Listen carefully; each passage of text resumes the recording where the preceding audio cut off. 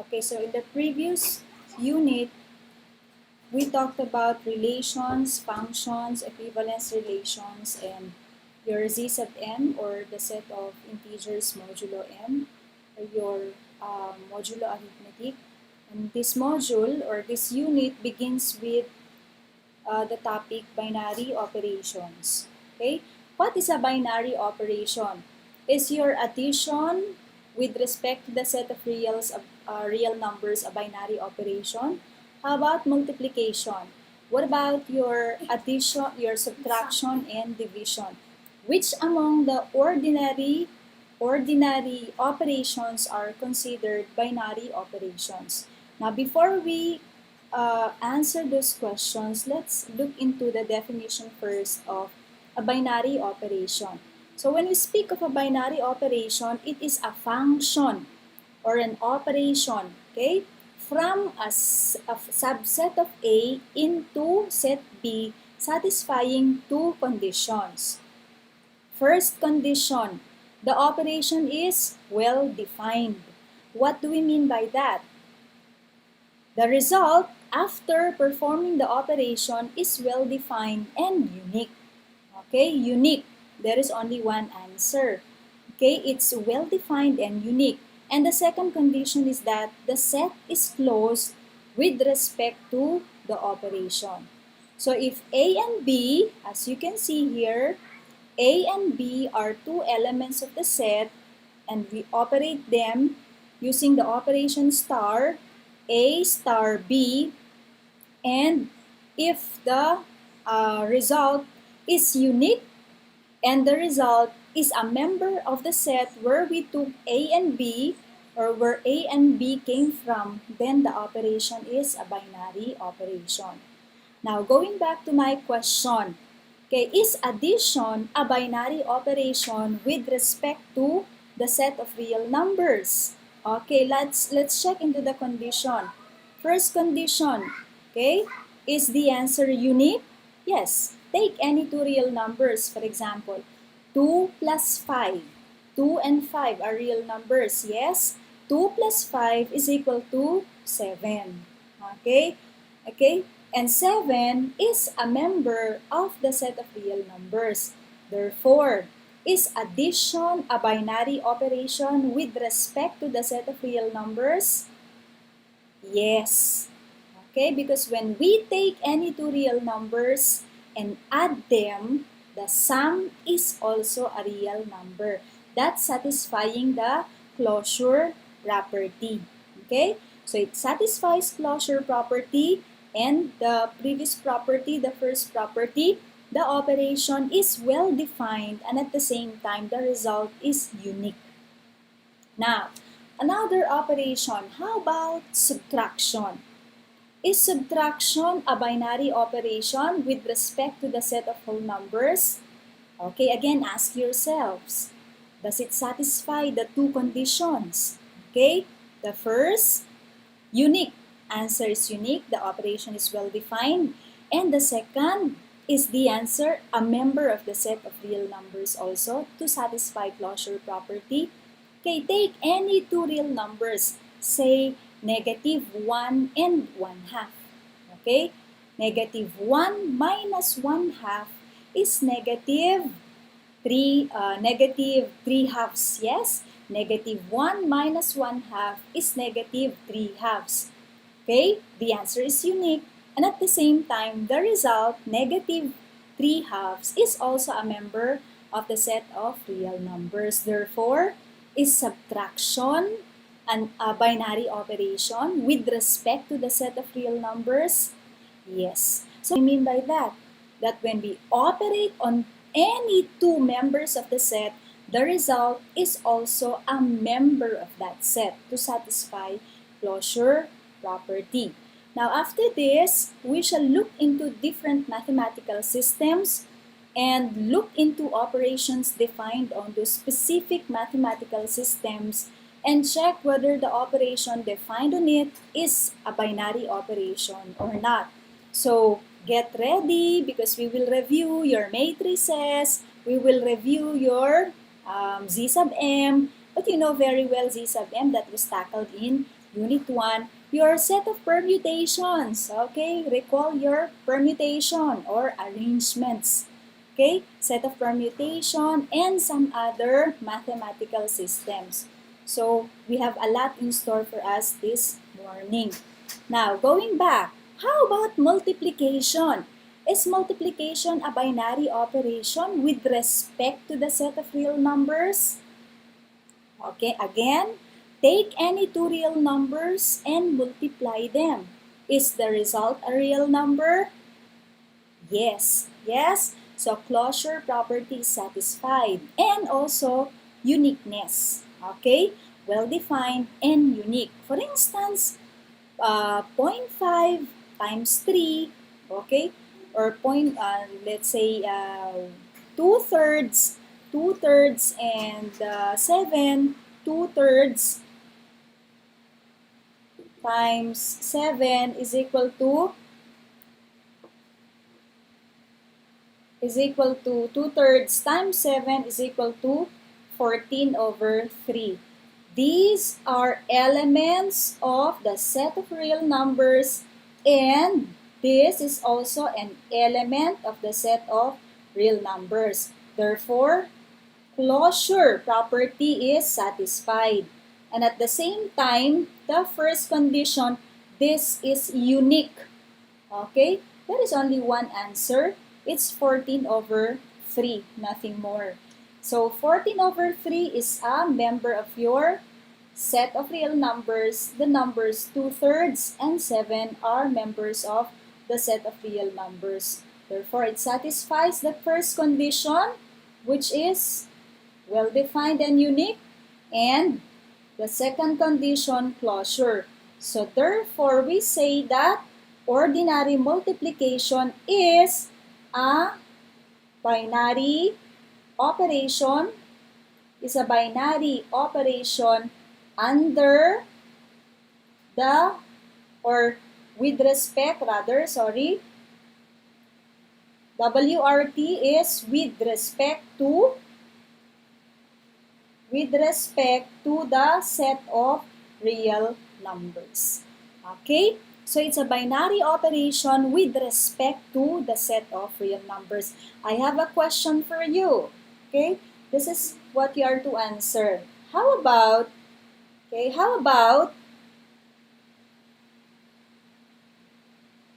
is addition a binary operation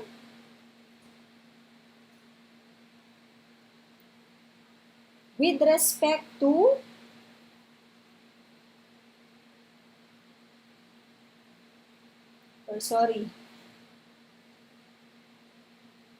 with respect to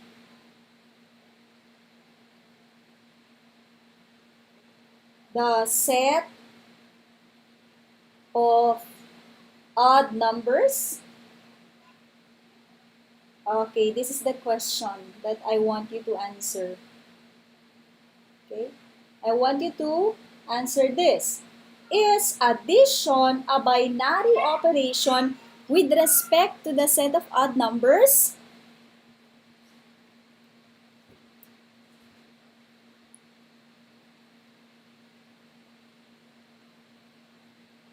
Is it?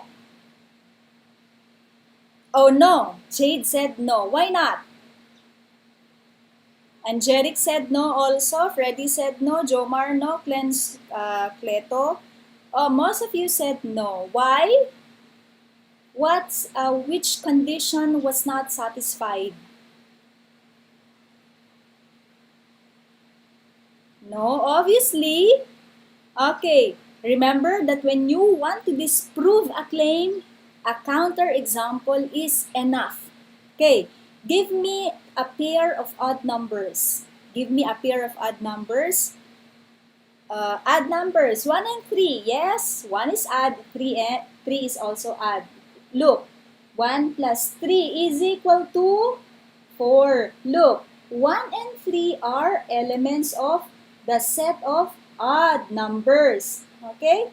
Elements of the set of odd numbers, whereas 4 here is an element of your set of even numbers. Okay?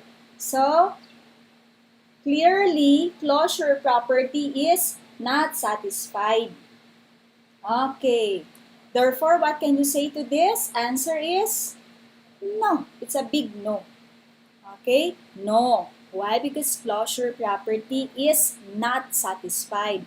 When we add any, in fact, when we add any two odd numbers, the result is an even number. Okay, so that's it. Addition with respect to what set? The set of odd numbers is not a binary operation. Okay, so it's not a binary operation. I think the definition of binary operation is clear to you. Now going back, is division a binary operation with respect to the set of real numbers? Okay, let me write that. Is ordinary division, I'm using the word ordinary because you will be encountering special functions, special types of operations in a while. Is ordinary, yan, division a binary operation in the set of R, in set R? Ayan. I'd like you to answer this time. How about this? This is the question. Is ordinary division a binary operation in the set of R? In the set of real numbers? Take note, division, closure property. Closure says when we operate on any two members of this set is the result a member of that set? Now you have varied answers. Is division a binary operation with respect to the set of real numbers? Why all of you responded yes? Any other answer? Or anybody who would say no? Any one of you would say no and justify? Remember, the operation is division, and what set are we talking about? Real numbers. Is division a binary operation in the set of real numbers? All of you responded yes. Anyone would say no? Anyone would say no? The answer is no. It's not. Okay? Why not? Oh, why not? The answer here is, let me write now, big no. Why? The question is, why? Why? Correct. See, Cleto cited an example. If we take 2 divided by 0, what's the result? Is the answer a member of set R? Oh, you know very well that division by 0 is not possible. Yes? Okay, therefore, closure property is not satisfied and it's not even well defined because 2 divided by 0, what's the answer? Okay, we say it's undefined. Yes, 2 divided by 0 is, we say, undefined. Not well defined. Remember the first condition? Well defined and unique. And the second condition, closure. Therefore, division with respect to the set of real numbers is not a binary operation. You get it? Now, let me change. What about division with respect to the set of counting numbers?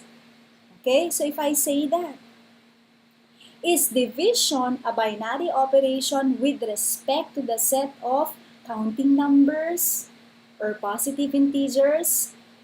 Sige ulit, ha? Let me, before we proceed to the mathematical systems, let me write that. Okay? Is division a binary operation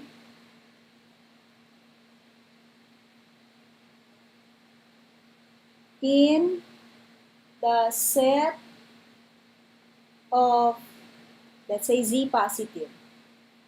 Okay, question. Okay, that's the question.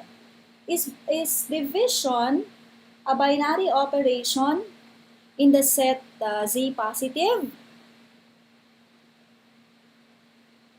Is division a binary operation in the set of positive integers? Jade first said no. Why not? Give a counterexample. Remember, one example is enough to disprove a claim. Just give me a counterexample. Okay?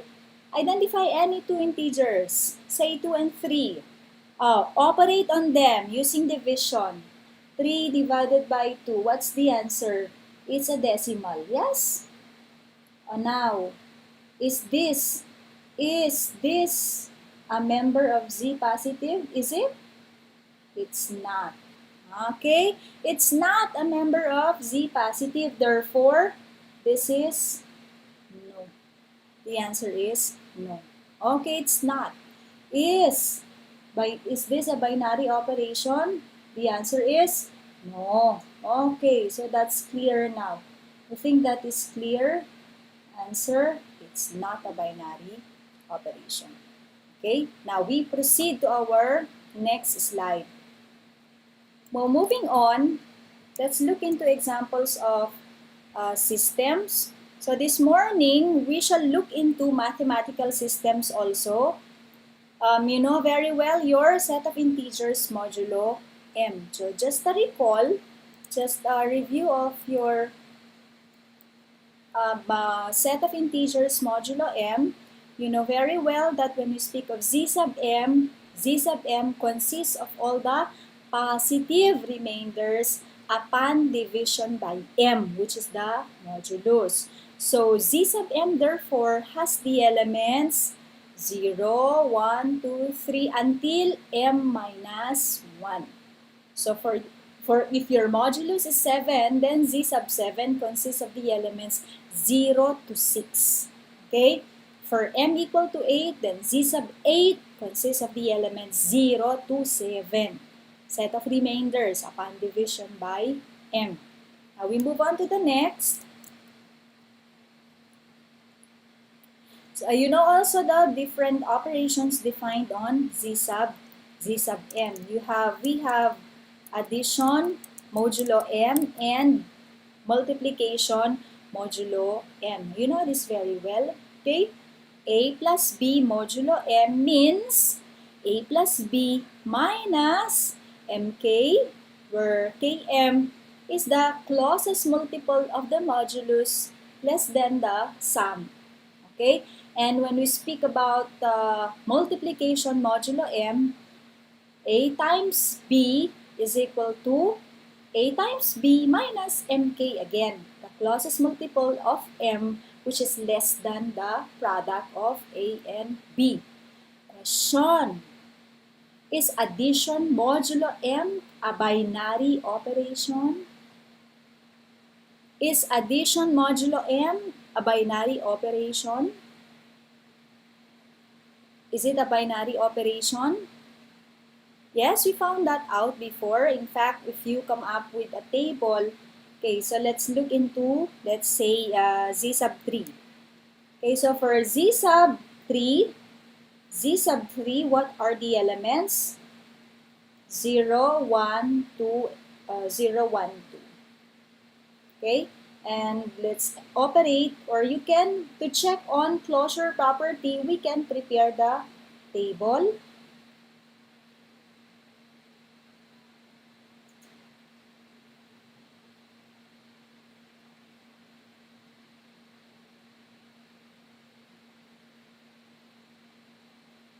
Okay, so this is addition modulo 3, 0, 1, 2, 0, 1, 2.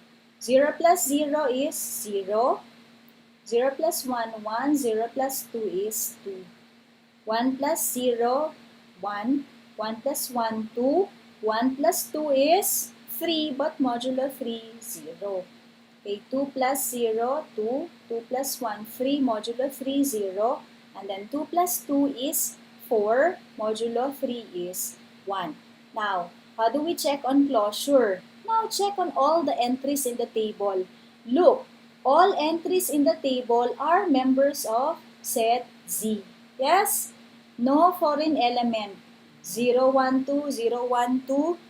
Okay? 1, 2, 0, 2, 0. All are members of your set Z. There are no foreign elements. Okay? So this one satisfies the closure property. And the operation also is well defined. Therefore, addition modulo M is a binary operation.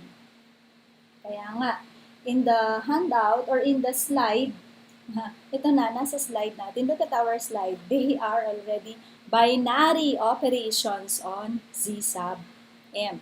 Okay, so we have two binary operations on Z sub M. Let's check on before. What about for multiplication? So the first table that I have shown is for addition. How about for multiplication? Okay, for multiplication, let's also check, although it's already known that this is binary operation. Okay, how about multiplication? Now, let me change this one into that na lang. So, as not to get multiplication modulo 3. Okay, so let's fill in the table.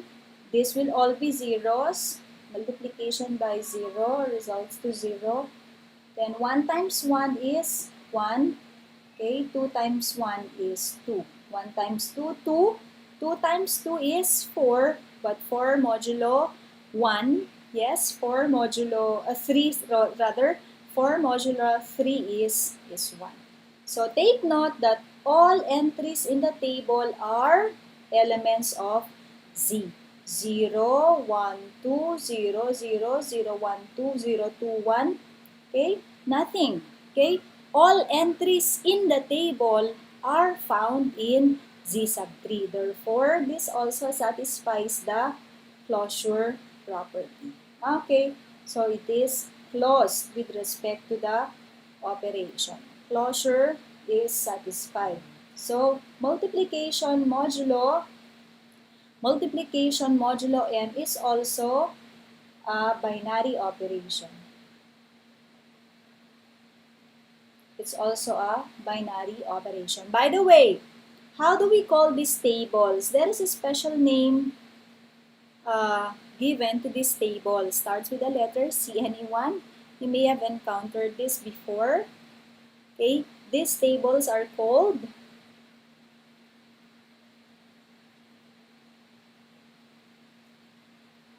Cayley's tables. Because from now on, you'll be encountering different Cayley's tables. So now you know that these are called Cayley's tables. Now we proceed to the next, unless there are questions.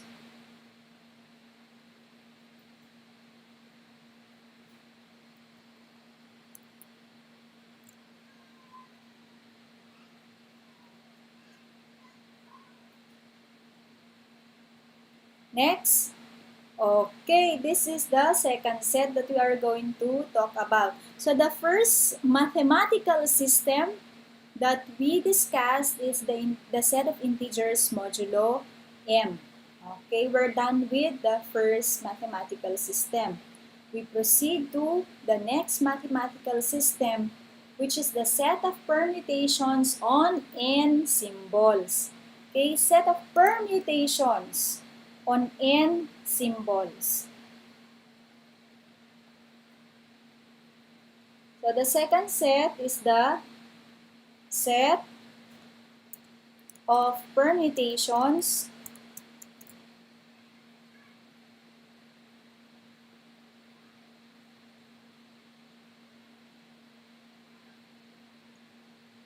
on n symbols.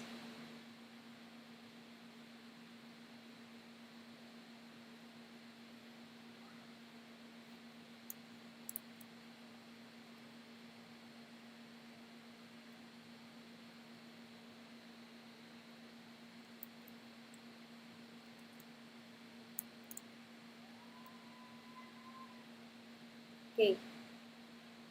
Now, when we speak of the set of permutations on n symbols, a permutation of n symbols is a one-to-one mapping of the set of n symbols unto itself. And for convenience, the integers 1, 2, 3 up to n will be used to represent the n symbols. Now, one way of writing the mapping is to write the integers in their natural order on one line and the image elements on the line below.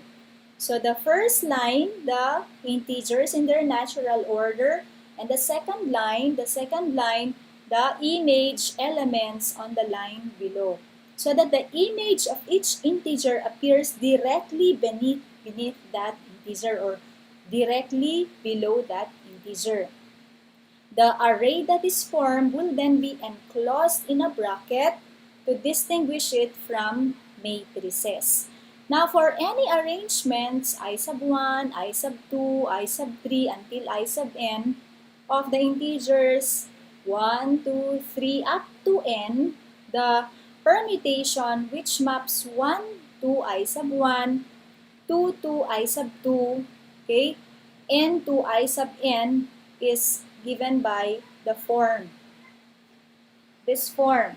So enclosed in a pair of brackets.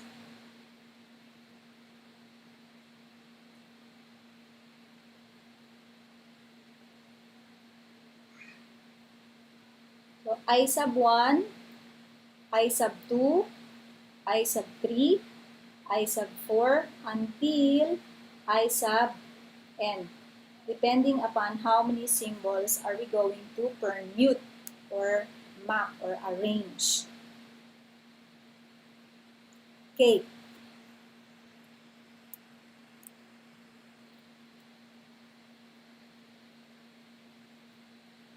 Oops.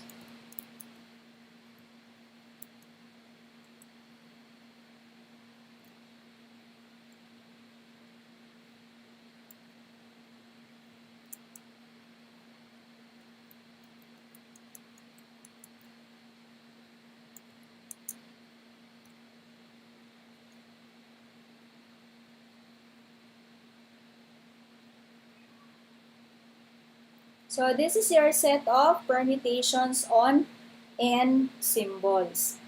Now let's first look into the set of permutations and the integers 1, 2, and 3. So when n is equal to 3,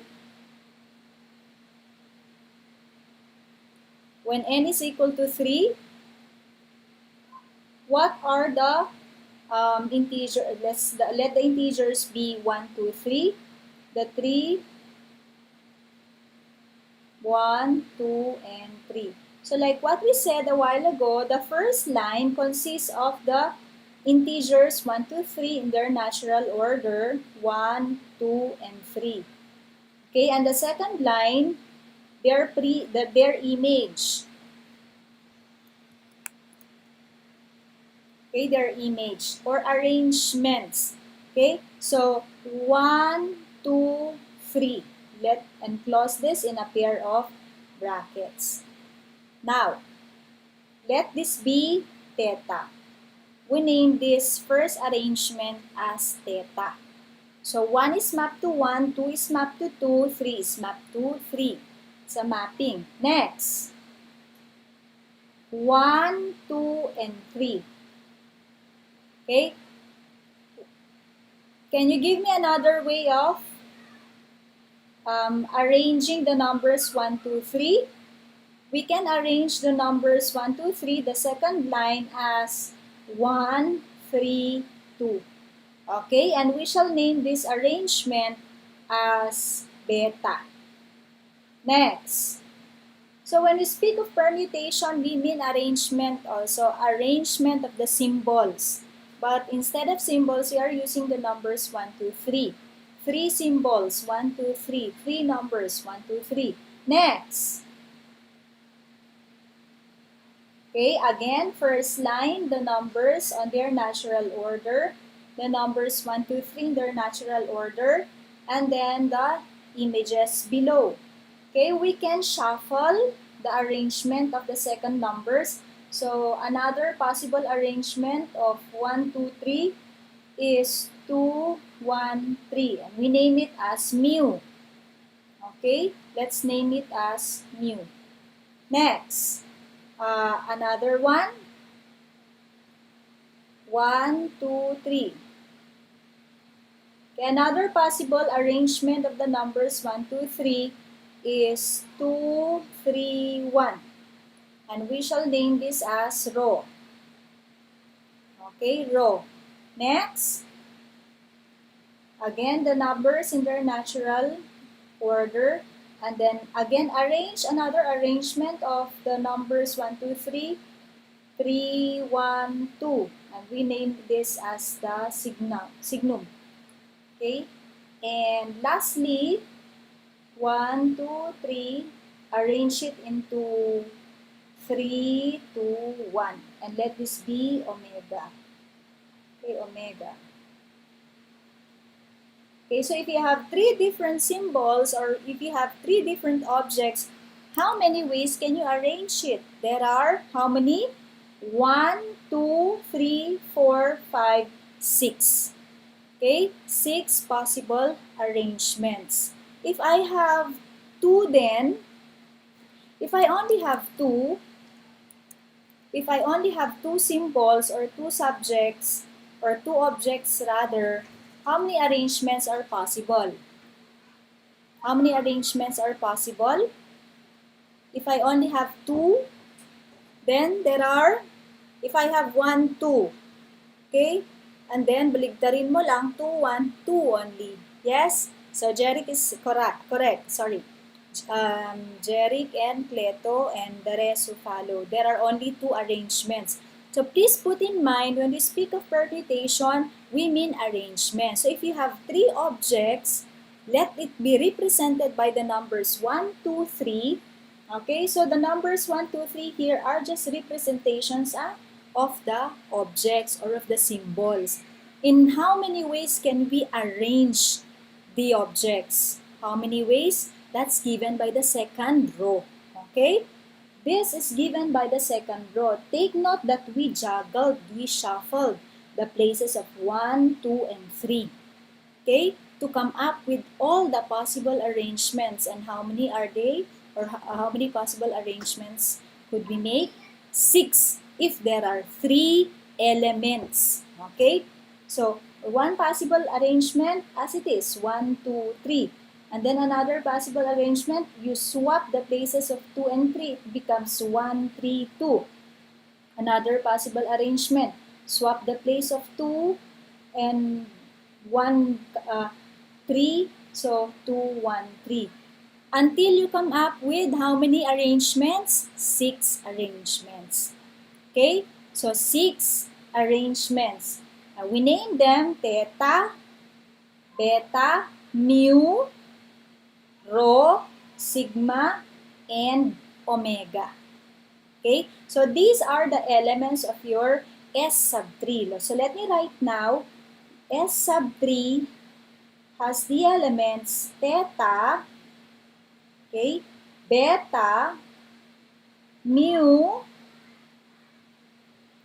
rho, sigma, and omega. Okay, so these are the elements of your S sub 3. Now, I asked you a while ago if there are only 2 symbols, then there will be how many elements? 2 only. Okay, so let's stick to S sub 3 muna. S sub 3 again, elements are theta, beta, mu, rho, sigma, and omega. And these are the mappings. Take note that these are also mappings. Okay, let me write that here. Okay, mappings. Now let's continue.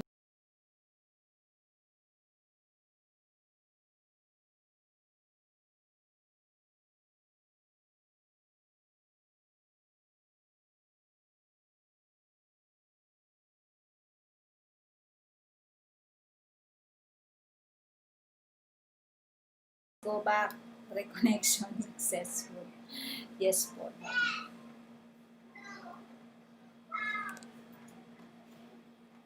Galing mo na. Yun sa YouTube. Mamaya. Nandito na ba na?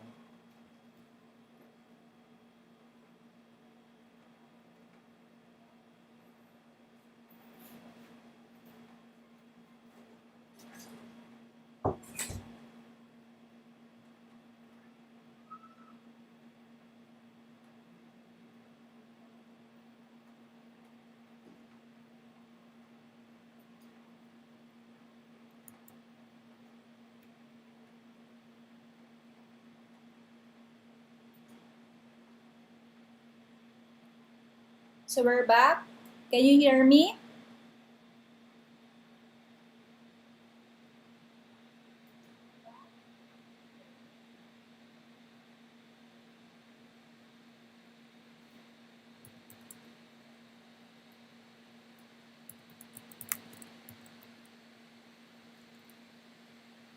Okay, yes. Okay, let's continue from where we ended then.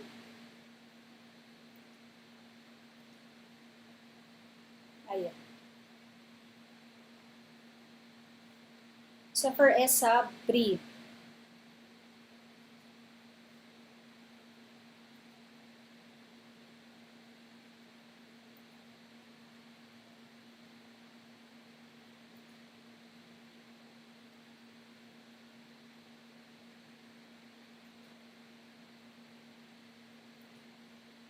Okay, so when we speak then of S sub n, set of permutations of n symbols, it's a one-to-one mapping. Okay? One-to-one mapping of n symbols unto itself. Okay? A one-to-one mapping of n symbols unto itself. Now, what is the operation defined? Okay, what operation is defined on the set of S sub n? The operation defined on S sub n is multiplication. So, multiplication is defined this way.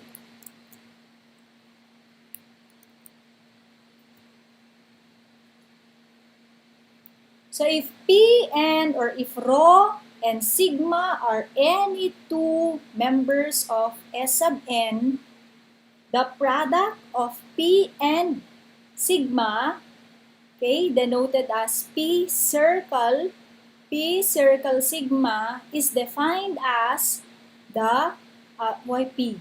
Okay, rho of sigma of I for each I equal to 1, 2, 3 up to n.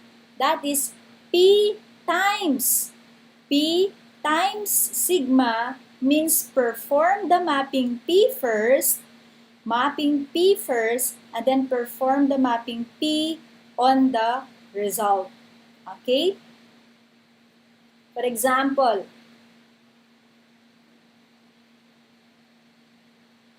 let P be, why am I saying P again? Rho.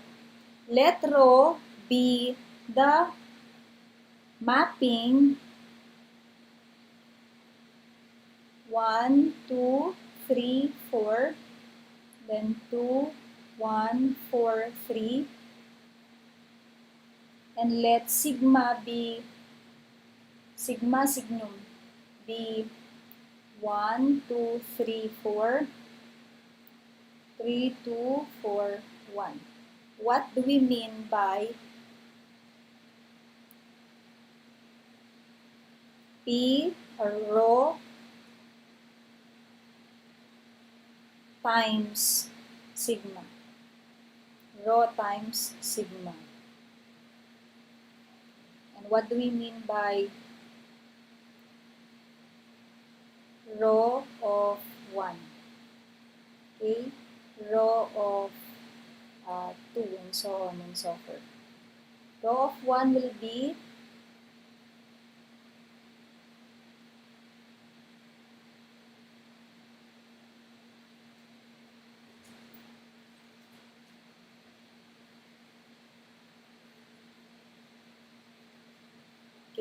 Now let me show you first. Let's go, before we proceed into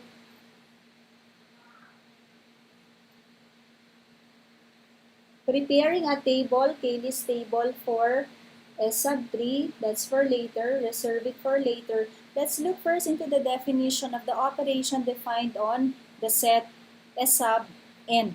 Okay? The operation defined on the set S sub n is multiplication. A multiplication of rho times sigma. Rho times sigma. For instance, the given rho is this. The mapping 1, 2, 3, 4, 2, 1, 4, 3 refers to rho. This is what I'm talking about. 1 minute. Ito. This is rho, and let this be sigma. Okay? And sigma is 1, 2, 3, 4. 1 is mapped to 3, 2 is mapped to 2, 3 is mapped to 4, and 4 is mapped to 1. So this is the mapping for sigma, and this is for our rho. How do we operate on n, on p, circle p, or p times rather, let me write it here. P or rho times sigma. Okay, what is this equal to? Okay, rho times sigma. For example, what is rho of 1? Highlight. What is rho of 1? How do we evaluate this? First, you look into the mapping for sigma. Okay, so let's go to this. So, the mapping for sigma, wait. Use this.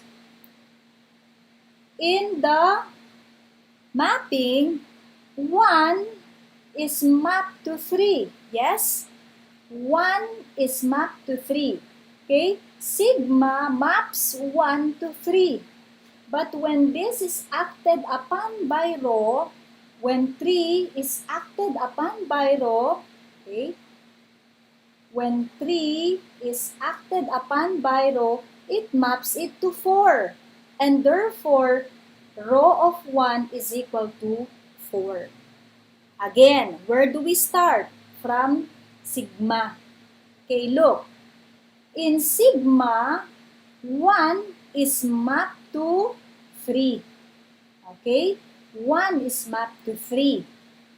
Now, if rho acts on 3, if rho, okay?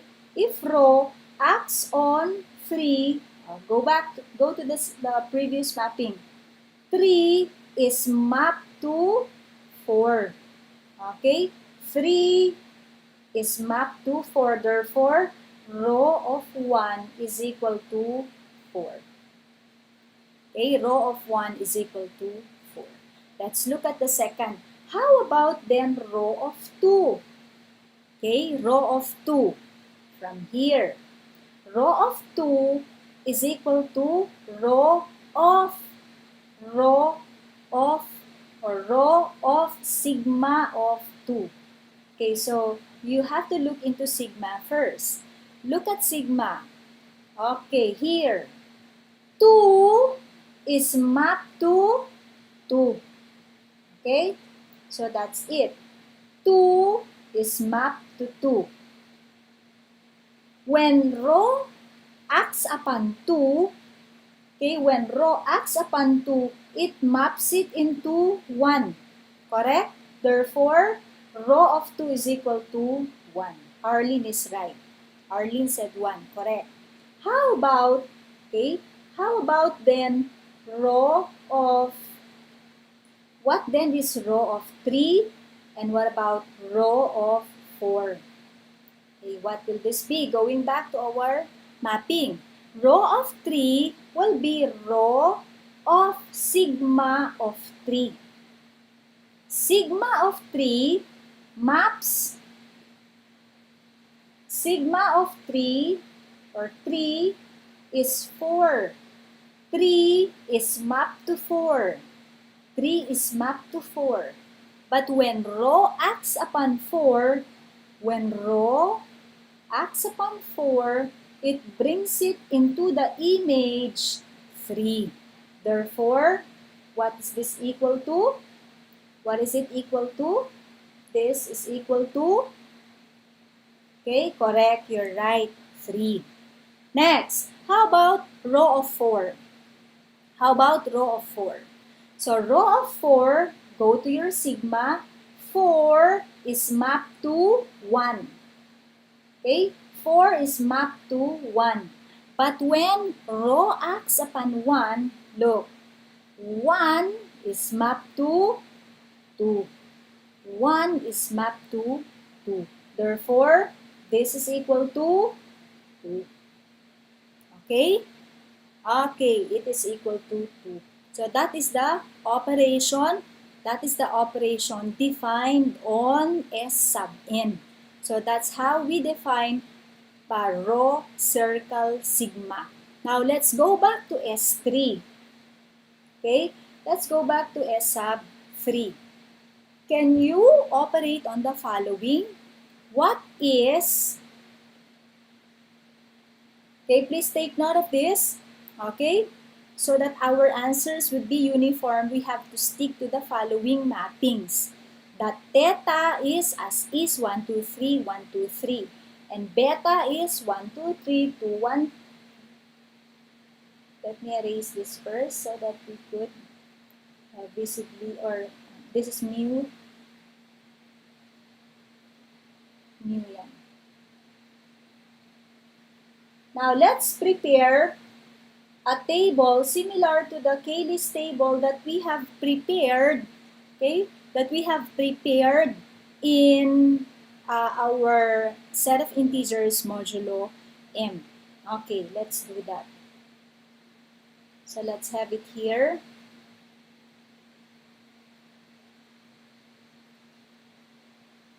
Circle, let the operation between them is circle. So what are our elements? S sub 3. S sub 3 has the elements, again the elements are theta, beta, mu, what else? Let me see. Theta, beta, mu, rho, sigma, and omega. Okay? So the operation between, or the operation is multiplication. So let's prepare then 2, 4, 6. Let's prepare this table because I'd like you to fill this out mamaya. Fill this out later. 1, 2, 3, 4, 5. Okay. So let this be theta, beta, mu, rho, kulang pala ano, sigma,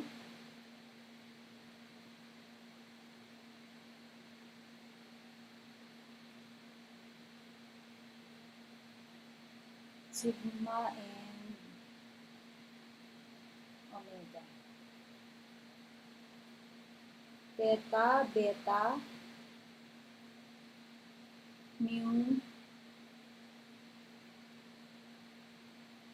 rho, sigma, and omega. Okay, so this is what I want you to do. Find theta, circle, theta.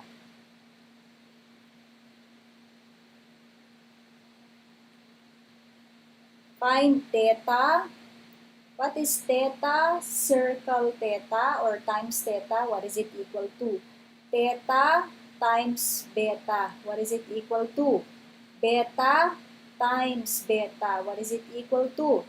Mu times, bakit tayo? Mali tayo dito. Sorry. This should be Beta times theta rather. Beta times theta. Okay, next. Mu times theta. Times theta. Na doble. Okay. Okay, theta times theta. Beta times beta. So, pala tayo. Saglit lang. Meron pala tayong space. 1 minute.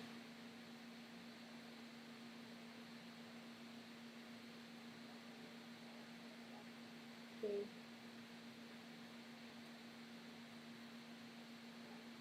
Theta, beta, mu, rho, sigma, and omega. Here, theta, beta, mu, rho, sigma, and omega.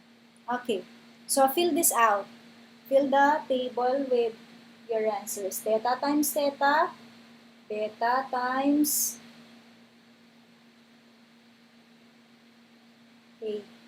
beta,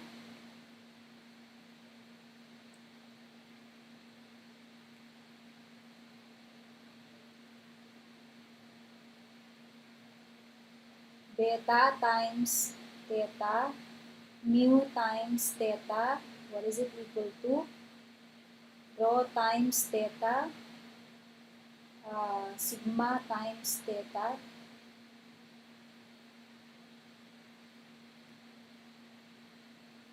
times theta equals, and then omega times theta. Like manner, if we proceed to the next column, or next row rather, column, correct? Theta times beta equals what? And then beta times beta equals. So how many entries will there be? There will be 36 entries because 6 times 6 is 36. So let's do the first. Okay? Let's go back to theta, circle theta. Now take note that theta is this mapping.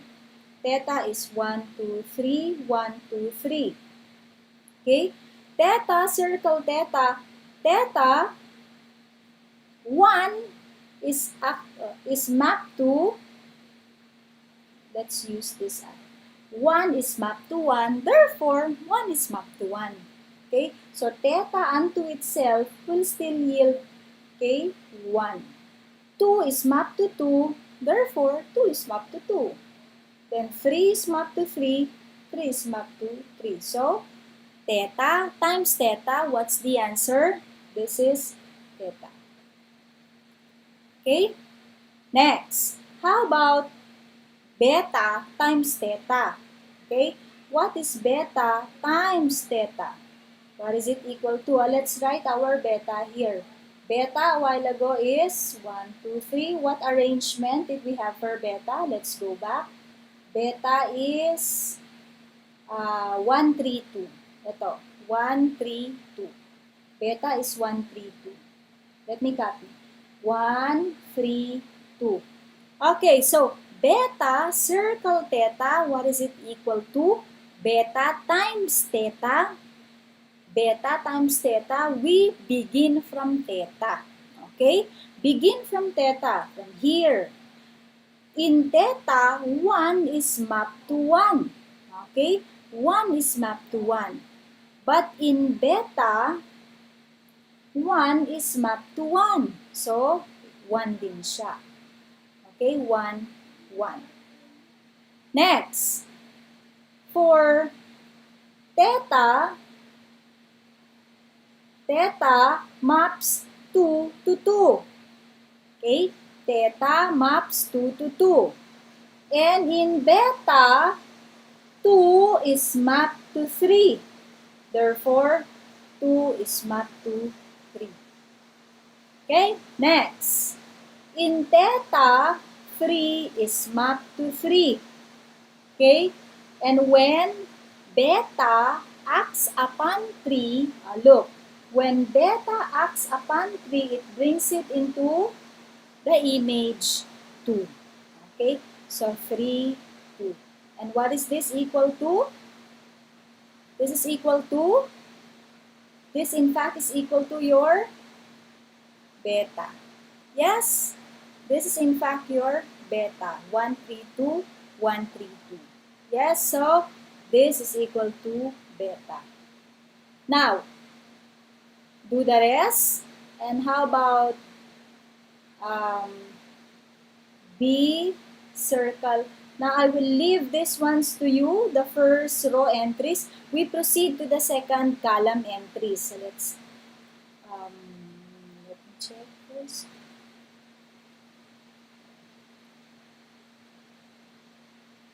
How about this one?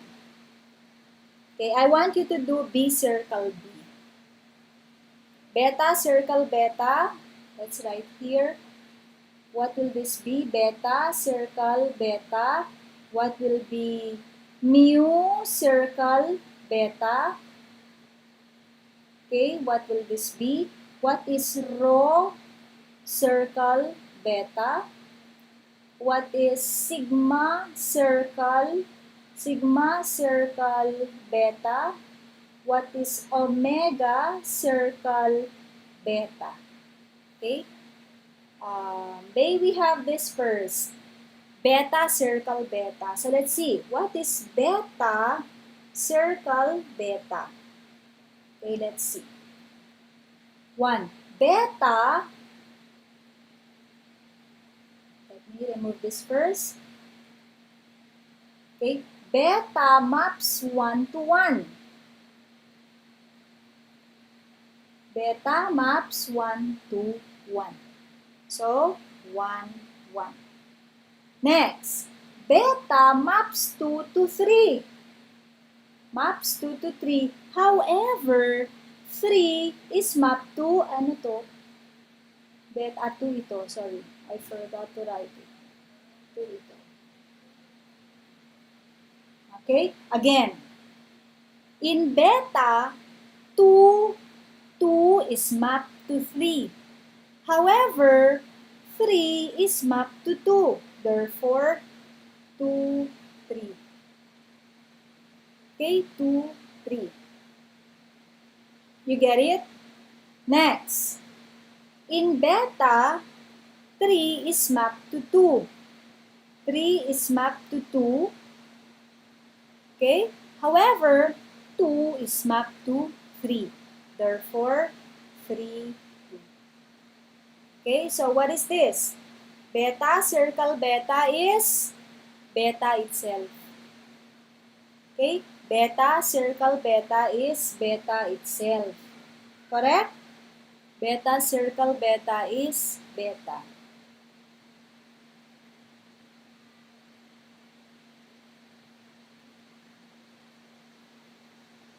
No. Let's go over. Okay? This should be 3 for a while. Let me erase muna. Let's go back. Okay, in beta, let me erase first. Let's go back. 1 is mapped to 1. Erase muna natin. Let me use this one. 3. Erase. This is 3, 2, correct? Okay. Let's go back to beta circle beta.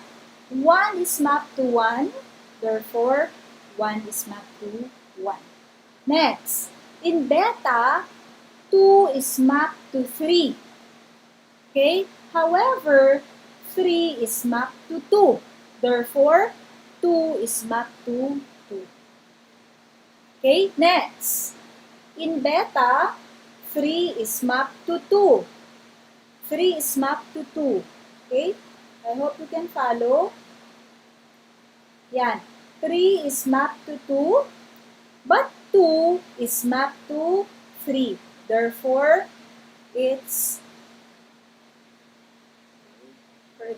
is equal to,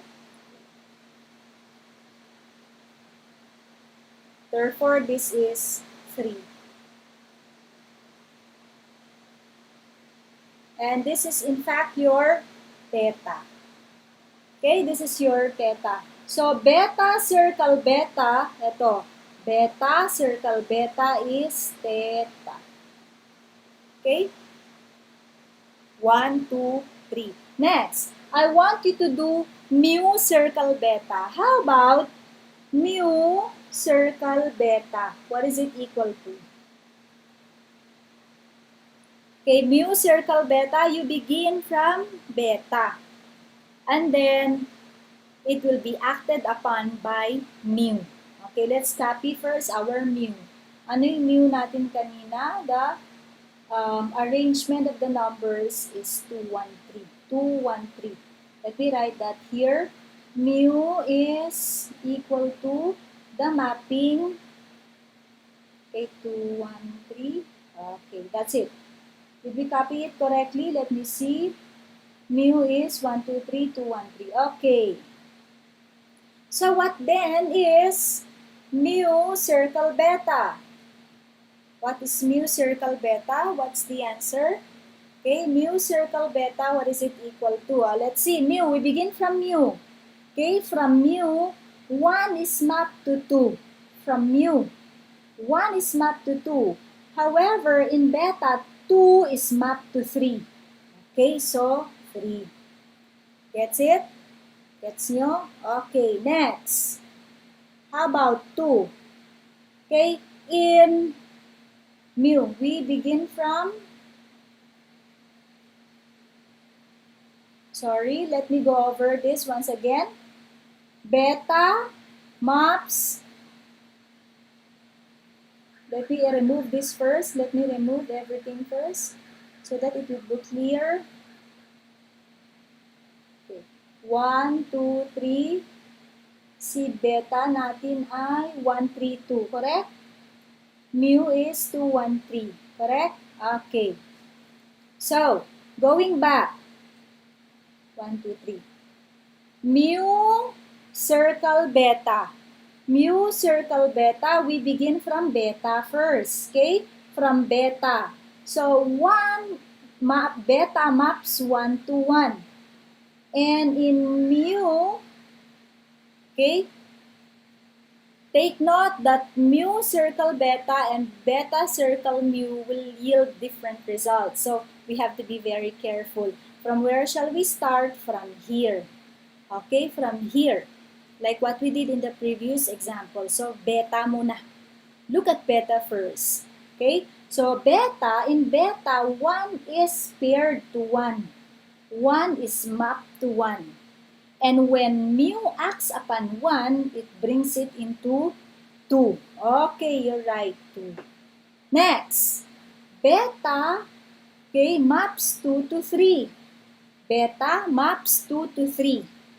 And mu, when 3 is acted upon by mu, or 3, when 3 is acted upon by mu, it brings it into the image 3. So, 3. Next, beta maps 3 to 2. Okay? But when mu acts upon 2, it brings it into the image 1. So, 2, 3, 1. Correct. 2, 3, 1 is, ano ang ating 2, 3, 1? Let's go back. Hinahanapin natin. 2, 3, 1 is row.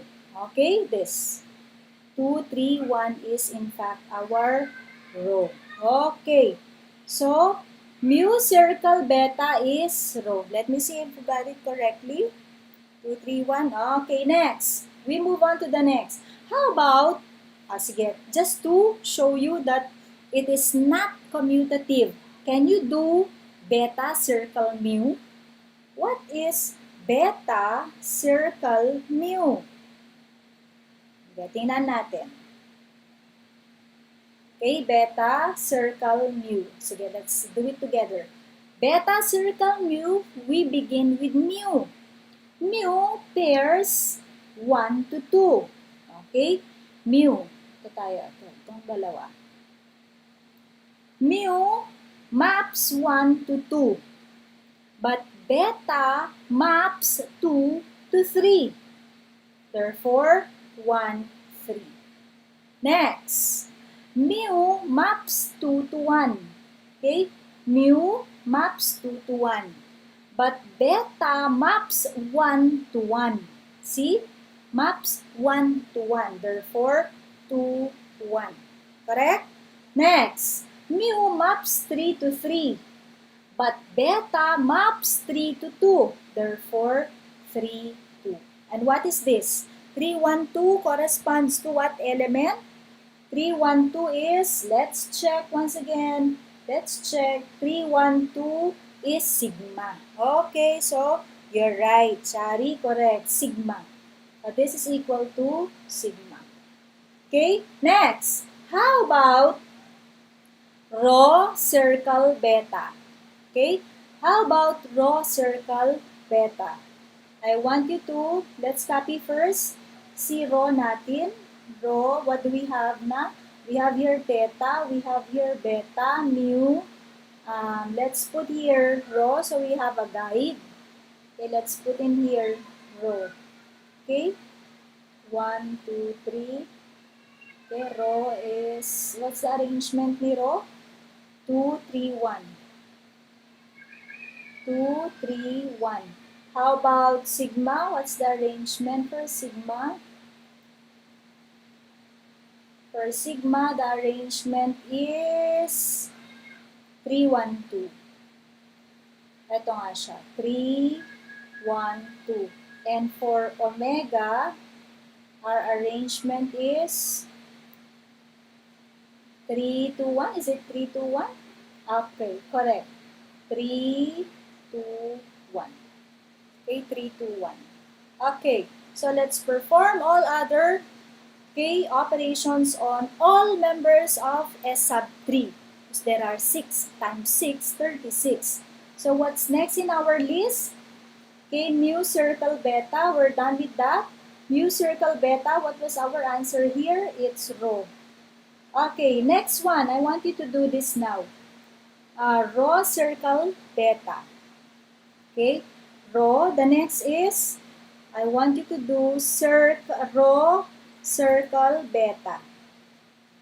Rho circle beta, what will it be? Again, begin from beta. 1 in beta, 1 is mapped to 1. However, when rho acts upon 1, look, when rho acts upon 1, it brings it into the image 2. Therefore, 1, 2. Okay, next. Again, go back to beta. In beta, 2 has the image 3. Okay? Whereas when 3 is acted upon by rho, it brings it to the image 1. Get it? Again, beta, in beta, 2 is mapped to 3, and in rho, 3 is mapped to 1. So, 2, 1. Next, beta maps 3 to 2. Okay? When 3 is acted upon, okay, by, once again, 3 is mapped to 2. 3 is mapped to 2. And when 2 is acted upon by rho, it brings it into the image 3. So, 3, 3. Ano to? Okay, 1, 2, 3. 3, 2, 1, 3. What is it? It's 2, 1, 3, 2, 1, 3. Nasaan si 2, 1, 3? It's mu. Hindi siya m, okay? That's mu. Mu. Okay, mu. Correct. So, you're right. Many of you got the correct answer. Next thing. So we have here mu. So you got it right. This is mu. How about sigma circle beta? Okay, next, sigma circle beta.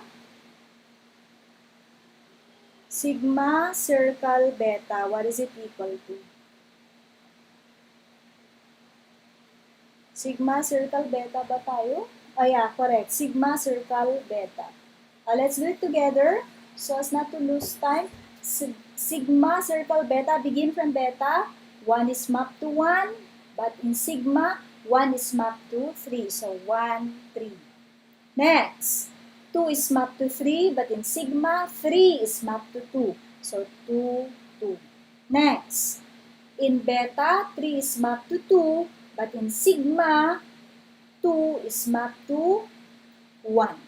Okay, so 3, 1. What is this? 1, 2, 3, 3, it's omega. Correct. So this is omega. Now, can you complete the table now? How about, this one is omega. Omega circle B. Omega times beta. Omega times beta, what is it equal to? Omega times beta, begin from beta. 1 is mapped to 1. Okay, 1 is mapped to 3. So 1, 3. Okay, 2 is mapped to 3. 3 is mapped to 1. So 2, 1. Next, 3 mapped to 2. 2 mapped to 2. So 3, 2. 3, 1, 2. What is 3, 1, 2? What element is this? It's sigma. Correct? Correct. Sigma. Next, ano pang na-miss natin? So let's fill out the table now. Row, circle, row, marami pa tayong na-miss. So let's write everything here para we can complete the table. Mu circle theta. Because from here, we will look into the table, okay? If it is close, if it is associative, if it is commutative, all other properties we have to check, okay? So, can you complete the table now?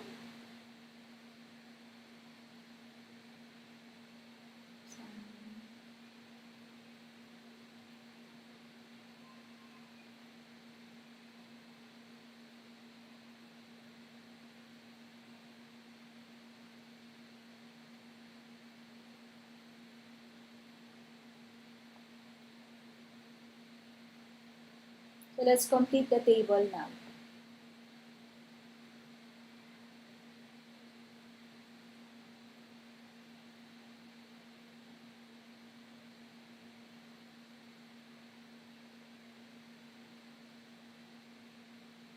Or I will leave this as your assignment. Tapos, getingan muna natin yung mga nasagot natin. Beta, circle beta, theta. Okay, we're done with this. Mu circle beta. Mu circle or mu times beta is rho. Oh, wait, let me check it to be consistent.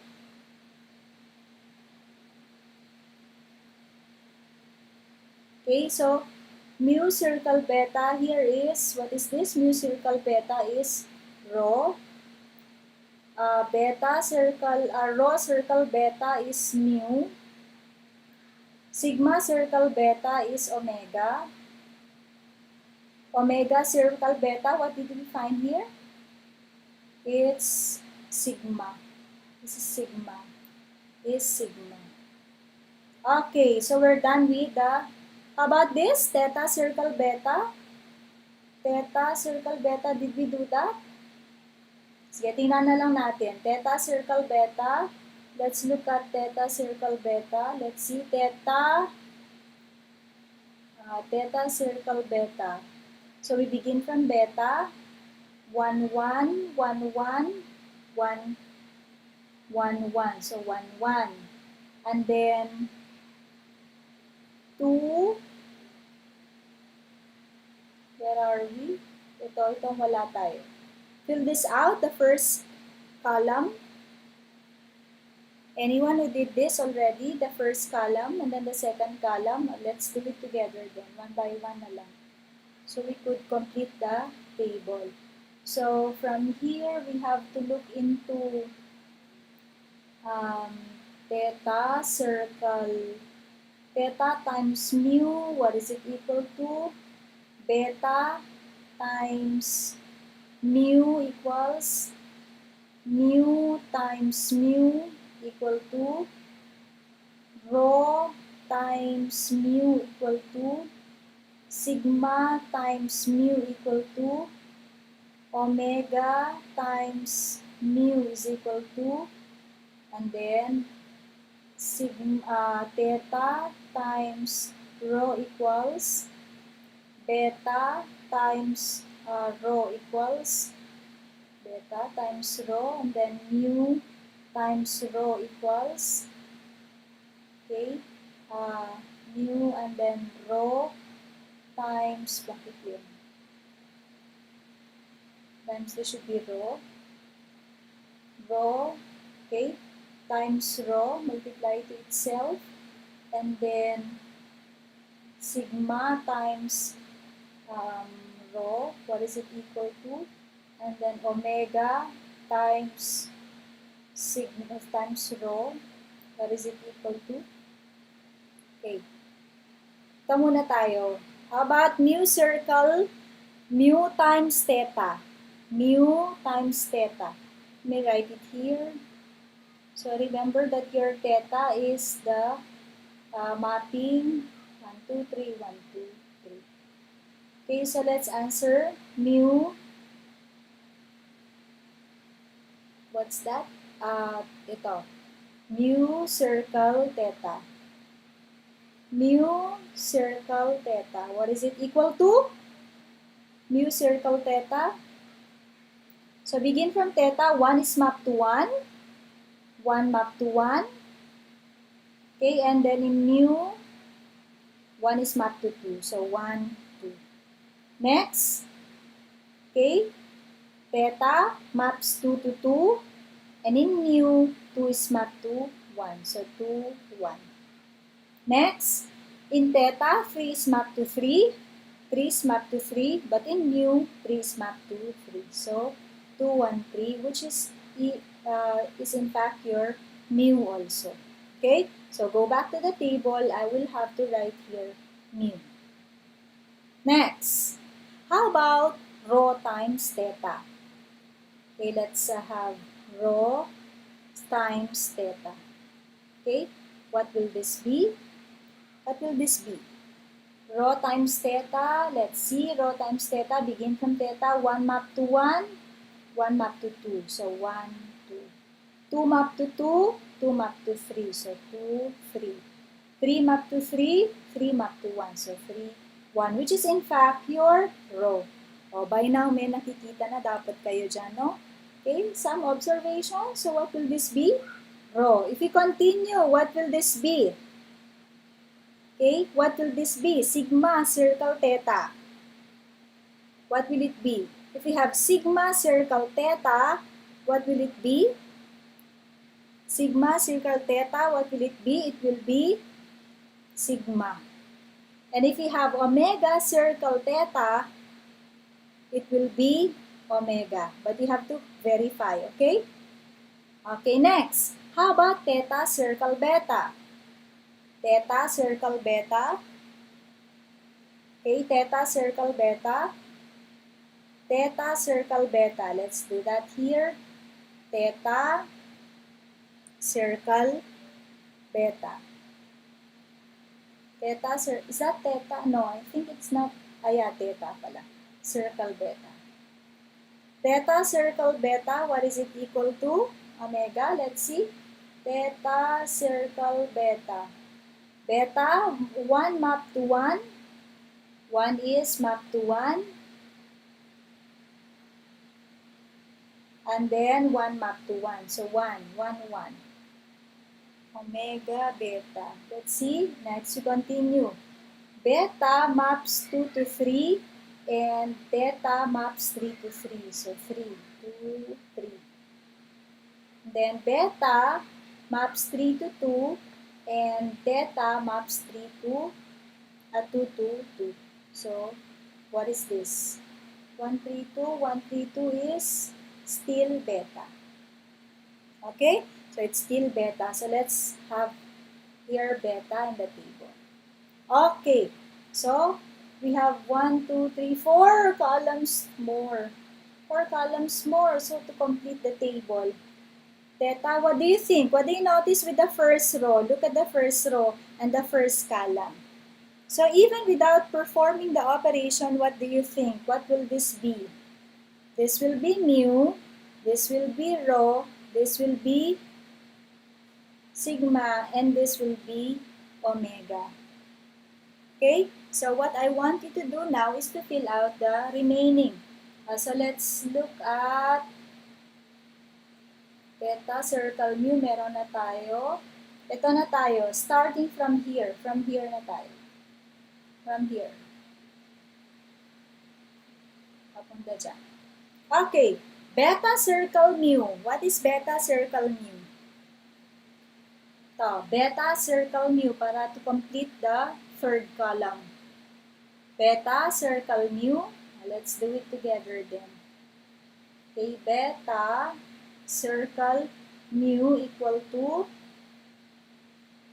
begin from mu, 1 is mapped to 2, 2 is mapped to 3, so 1, 3. Next, okay, in mu, 2 is mapped to 1, 1 is mapped to 1.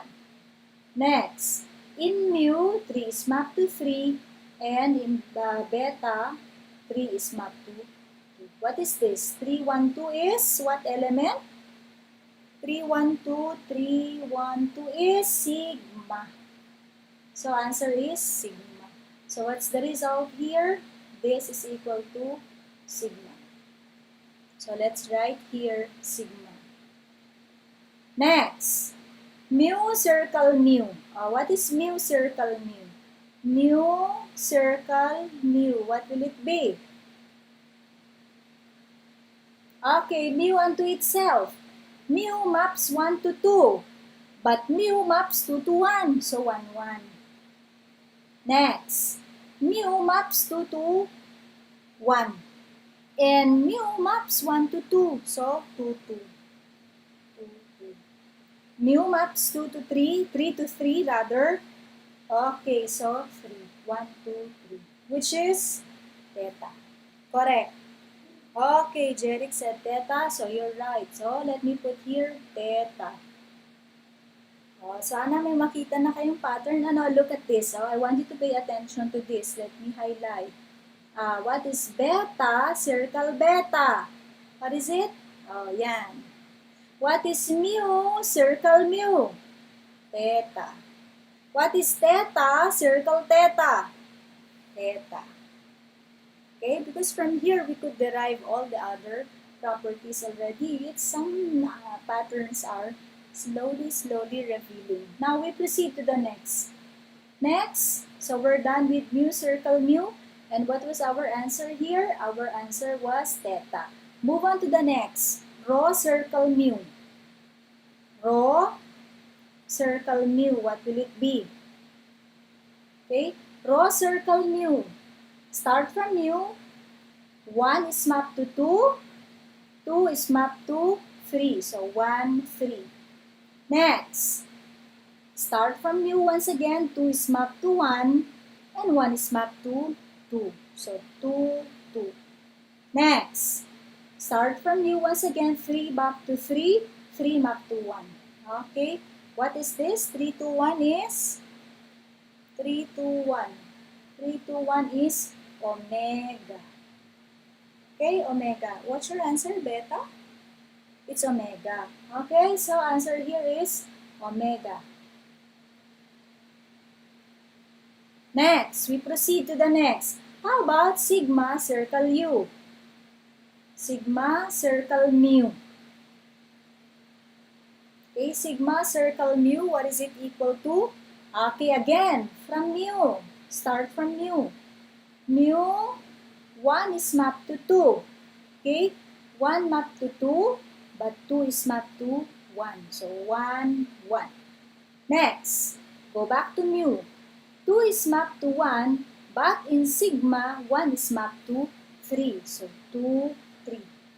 Next, in mu, 3 is mapped to 3, but when sigma acts upon 3, it brings it into the image 2. So 3, 2. At what is 1, 3, 2? 1, 3, 2 is beta. Okay, beta. So answer here is beta. So I will have to write here beta. Next, slowly we're completing the table. Now, omega circle mu. What is omega circle mu? Let's do that here. Omega circle mu or times mu. What will this be? Okay, begin from mu. 1 mapped to 2. Okay, 1 mapped to 2. 2 is mapped to 2. So, 1, 2. Okay, 1, 2. Next, in mu, 2 is mapped to 1. But in omega, 1 is mapped to 3. So, 2, 3. Next, In mu, 3 is mapped to 3, but for omega, omega pala tayo. Okay, let me check first. Okay, 2 is mapped to 1 and omega, correct, 1, 3. And then mu, 3 mapped to 3 and omega, 3 mapped to 3, 3 mapped to 1. 2, 3, 1. What is 2, 3, 1? 2, 3, 1 is, what element is 2, 3, 1? It's row. Yes, so row. Okay, row. Oh, malapit na tayo sa katotohanan. Konti na lang. Next. We now move on to the next row. Beta circle row. Do the following. Marami pa pala. Beta circle row. What is it equal to? And then mu circle row. Ay, ito na pala siya. So, what will this be?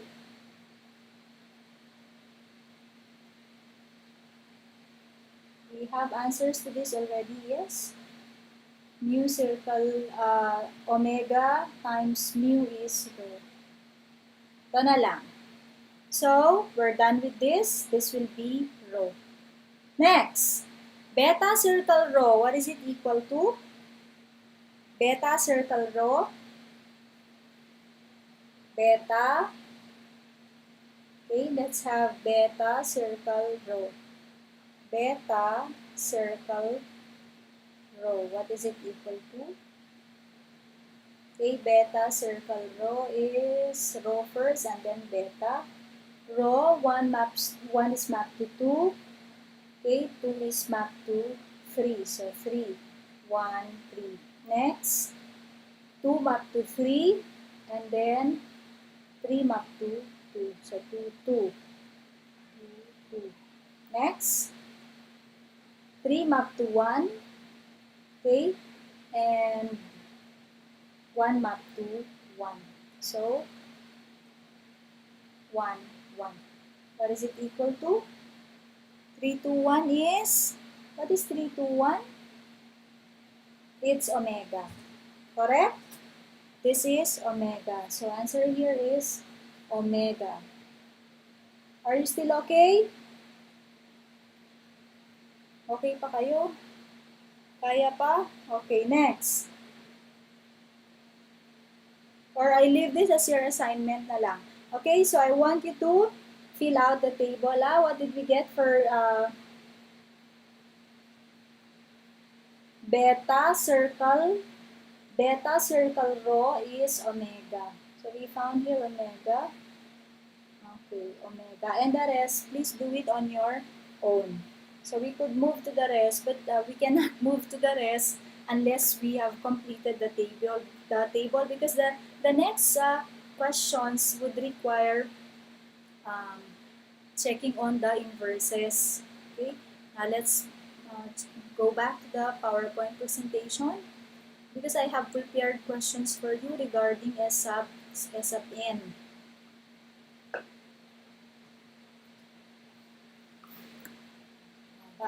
Okay, so for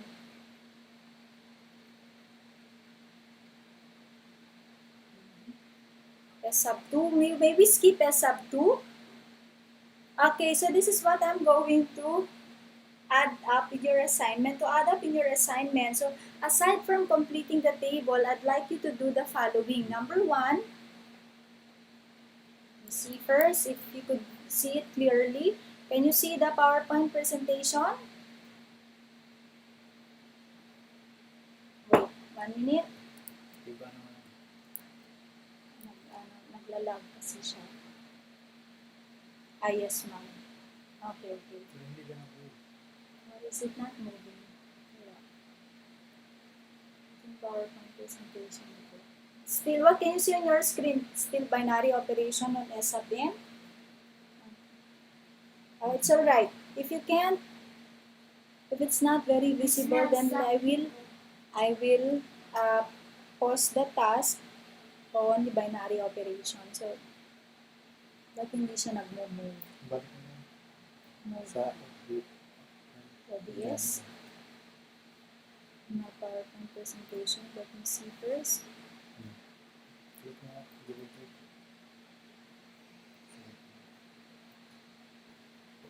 Slide siya, lecture 4. There. Okay, so can you see this now? Binary operations exercise number 1. Can you see it already? Okay, yes daw. Okay, so this is what you are going to do. You have to verify on closure property. We know that it's already binary operation, but I still want you to verify closure property. How? Okay, remember the Cayley's table that we have prepared a while ago for Z sub 3? Do the same. I want you to complete the table for S sub 3. So we only have how many blanks left here? 1, 2, 3, 4 in our, yan. Ito na lang naman ang kulang na ninyo. So you only have to complete this table by doing or finding the results of the following. Ito na lang. And check, will there be any foreign element? Or will the results be, or all entries in the table are members of our set S? Remember, this is our set we are talking about. Okay? S sub 3, theta, beta, mu, rho, sigma, and omega. Okay? And so the missing values, you have to supply. That's your assignment. In addition to that, ito, you verify closure property, commutative property. Okay? Remember, when we prove, we have to do it in general. But if you want to disprove, give a counter example. Okay? One example is enough to show that it is not commutative. Associative property has to do with grouping. Okay? What if we have theta circle beta circle alpha, for example, or mu? We don't have alpha, by the way. Okay, will it be equal to? You know how to test associative property. So you can check on 1. Then I'll teach you later a shortcut to testing associativity and commutativity with respect to the table. So if table is given, you don't have to show algebraically whether the operation is commutative. There is a property in the table, and that I'll show you later when we shall have completed the table. So, with respect to multiplication of permutations, the set of permutations with 3 symbols. And then number 2, look at this. Find the identity permutation. Okay, that element which when multiplied to a given element will result to the given element. Meron kaya? Meron, obvious, nasa table. Next, determine whether an inverse exists. Okay? Inverse exists for every element of the set. And how do you find the inverse of each element from the given mapping? I think we could answer number 2. Okay, number 2. Kasi it's obvious in our table already. So looking at your table, go back to the table. I hope you have your table with you also. Okay, look at this table. Is there an element in S sub 3 which when multiplied to a given element gives the given element? Can you identify what that element is? Parang in the set of real numbers, okay, the identity element is 1. Yes? Because when we multiply any number by 1, the result is the number itself. Look at your table. I want you to particularly, chinek ko na siya, look into the first, yan, and the second. The first row and the first column and this element. Obviously, theta, correct.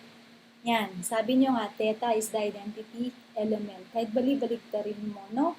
Theta times theta is theta, beta times theta is beta, theta times beta is beta. That's the identity element. Correct. That's the identity element. So we were able to answer number 2. Now, in relation to the identity element, what is inverse, by the way? Okay, so what is inverse? So let me write that. Can I erase this portion now? Or no problem? I'll just have to enclose it in a box here. Let me just write here the identity element. The identity element is theta, or the mapping 1, 2, 3, 1, 2, 3. Ito siya. Natural order. Question. How about inverse? Para idagdag ko sa assignment niyo. Inverse. Okay? What do we mean by inverse, by the way? That number which when multiplied to a given number results to the identity element. Yes? Okay, that's the inverse. So let me erase, or let me write it here first. Inverse versus identity. Okay, inverse versus identity. What did we say about identity? That element which when multiplied, let's say it's E na lang, for identity element, is equal to, let this be the identity element that we are referring to, is equal to 8. Diba? So whatever the operation is, be it star, circle, multiplication, or whatever binary operation is, identity element is that element which when operated with a given element in a particular set will result to the given element A.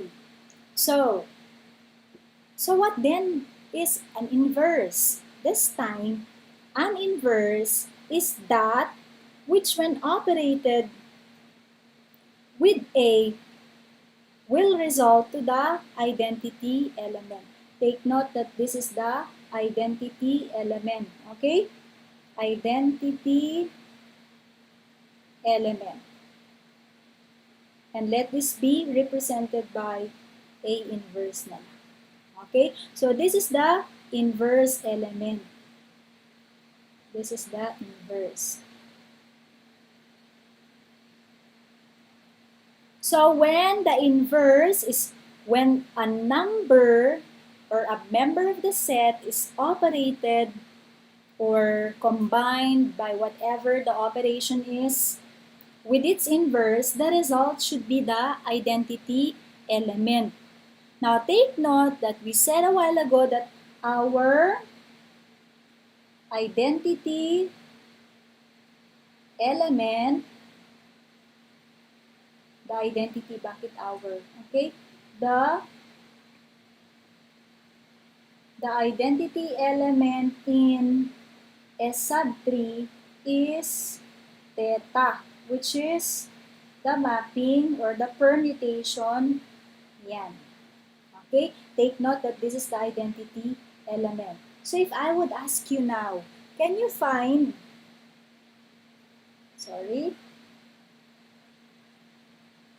find the following? Let me represent inverse in this manner. Theta inverse, beta inverse, okay, mu inverse. What will this be? What's the next? Rho inverse. What's the next? Rho, what's the other one? Omega inverse. What's the fifth one? The fifth one is sigma. Sigma inverse. O, sige nga, hanapin nyo nga. What is the inverse of sigma? Or of theta, I should say. What is that inverse of sigma? You know how to find it? Look at your table. So let's go back to the table. Go back to the table. This is your element, sigma. Let me erase first itong mga, tanggalin muna natin itong, ay, ba't ko in-erase? Undo. Okay.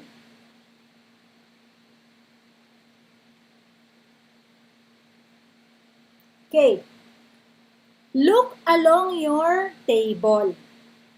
This is the element we're looking for. We are looking for the, for example, inverse element of theta. Okay? Look along your entries.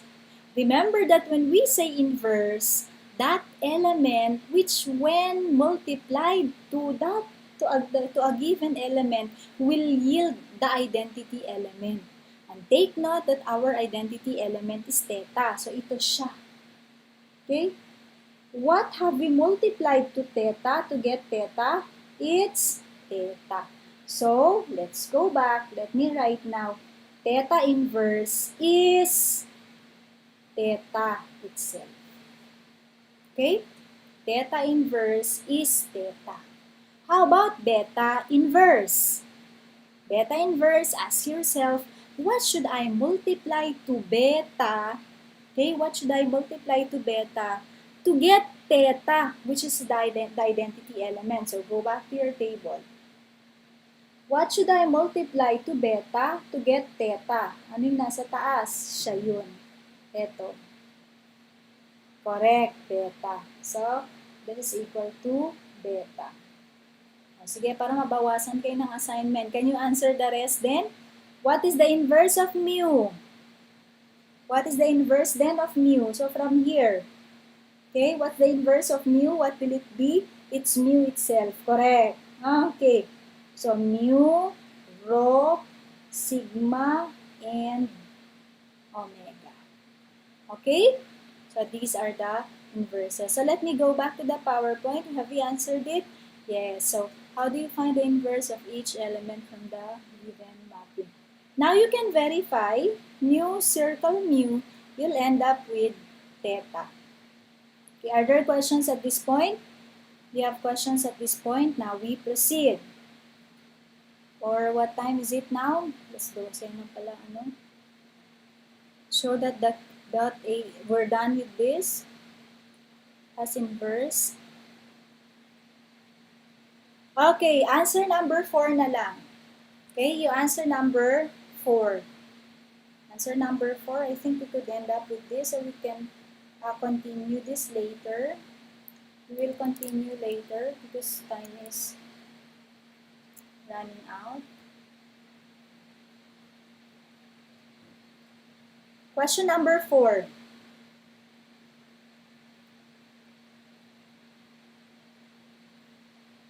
Since rho is omega, wait. Since rho is omega, saan tayo? Saan tayo? Rho times rho. Rho times rho is omega. No, rho times rho is, wala pa tayo. Rho times rho, wala pa tayong sagot. But let me see, let's see. Rho times rho. If 1 is mapped to 2, yeah, it's not like this. So this is not very good assumption then. Okay? So this is not a wrong, this is wrong assumption. We still have to complete the table. Very good. Rho times rho, wala pa kasi. So we cannot also, okay, which one? Rho times rho. Let's see. Rho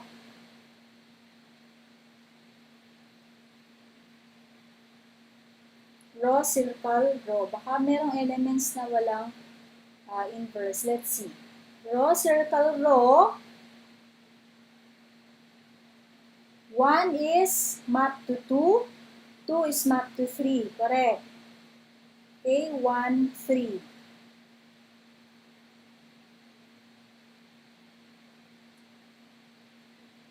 What is it? Sigma or omega? Let's see. Rho times rho muna tayo. So let's not assume then. Still, you have number 2 as your assignment. You have to complete the table. So we cannot assume from there. Okay? So let's check on the point of Jade. Rho times rho. Okay, let's see. Sigma or omega. Let's see. Rho times rho. 1 map to 2, but 2 is map to 3, so 3 siya. Next, 2 map to 3, but 3 map to 1, so 2, 1. Next, 3 map to 1, but 1 map to 2, 3, 2. What is 3, 1, 2? What is 3, 1, 2? 3, 1, 2, sigma. Sigma, okay? So it's sigma. So just the same, you have to complete the table. Okay? 3, 1, 2 is sigma. So nabawasan na kayo ng trabaho. Bawasan kayo ng trabaho because rho times rho is sigma. And the rest, I leave it for your assignment. Okay? So if sigma, how many are still missing? Wait.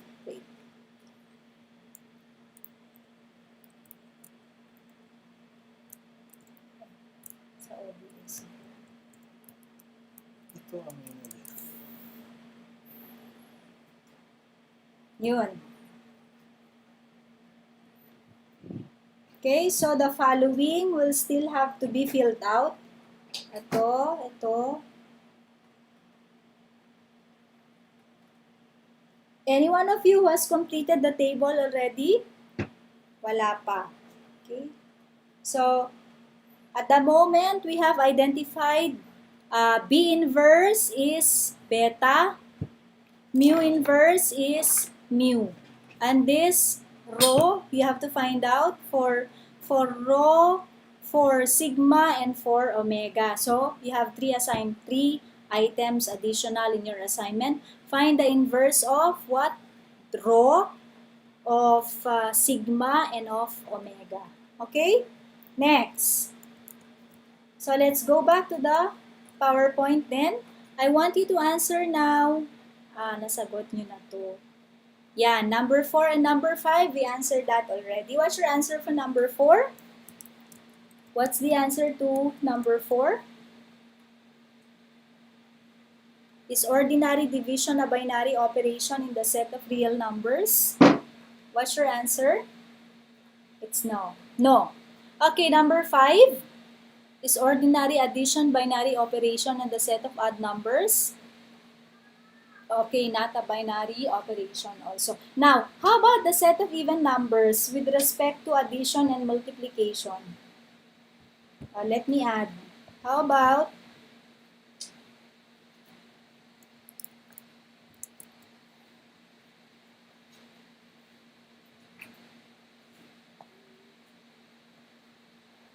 yan.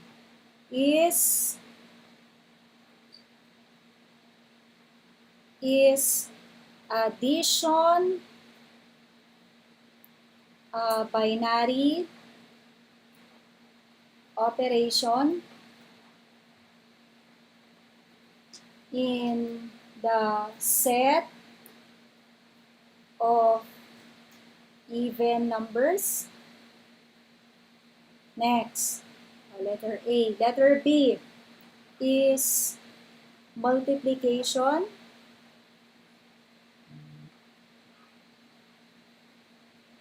a binary operation in the set of odd numbers? Okay. The first, this is a yes. Okay, this is a yes. How about the second? What about the second? How about letter B? Can you read it? Is multiplication a binary operation in the set of odd numbers? Odd numbers. Yes. It's yes also. Okay. What? Yes. Later, anak. We'll see. Is star.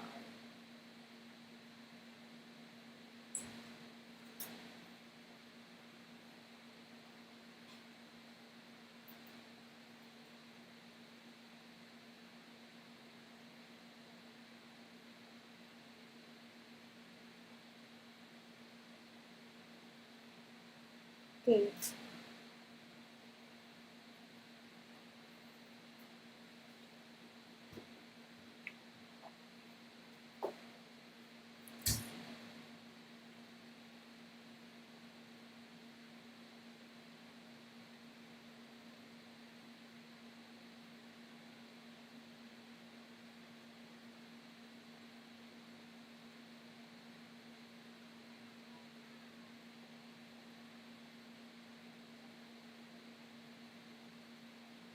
Okay, letter C. Suppose this is the set S. Set S, whose members are E and O. And the operation defined on set S is operation star.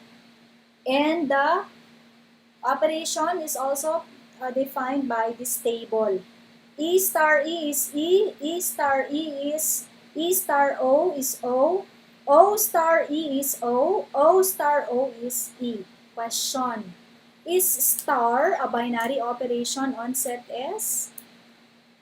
Can you see letter C? So what is the operation given in letter C? Star. On what set? On set S. Set S whose elements are E and O. Is S a binary operation? Okay. Is S a binary operation? Yes. Correct answer is yes, it is a binary operation. Yes, it is a binary operation. Okay. Okay. It's a binary operation. Somebody said no. Anyone would like to say something? Is it no? Yes. Closure is satisfied and results are anyway well defined. So two properties are satisfied. Okay? So it's a binary operation. Now, the next system, but I think time will not be sufficient anymore because the next system that we will study is the set of 2 by 2 matrices. Are you ready for that? The set of 2 by 2 matrices? Can you remember your matrices in linear algebra? The operations on your set of matrices 2 by 2, what are the operations defined? Ay, sabi not a binary. Who answered not a binary? No. Why no? Which one are you referring to? Merlin? Merlin, you said no. And who is Richelle? Who's Richelle Esteban? Merlin said, are you sure it's no or yes? Letter C.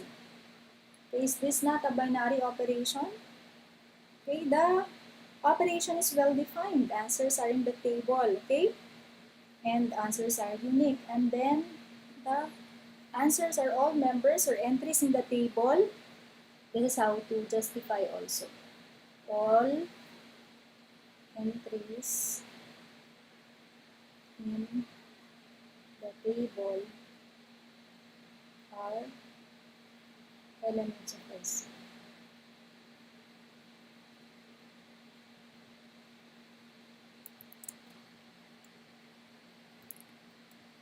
And all entries in the table are elements of S.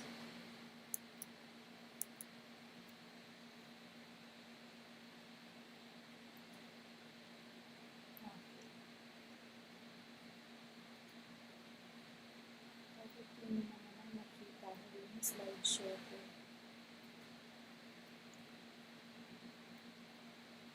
In addition to your assignment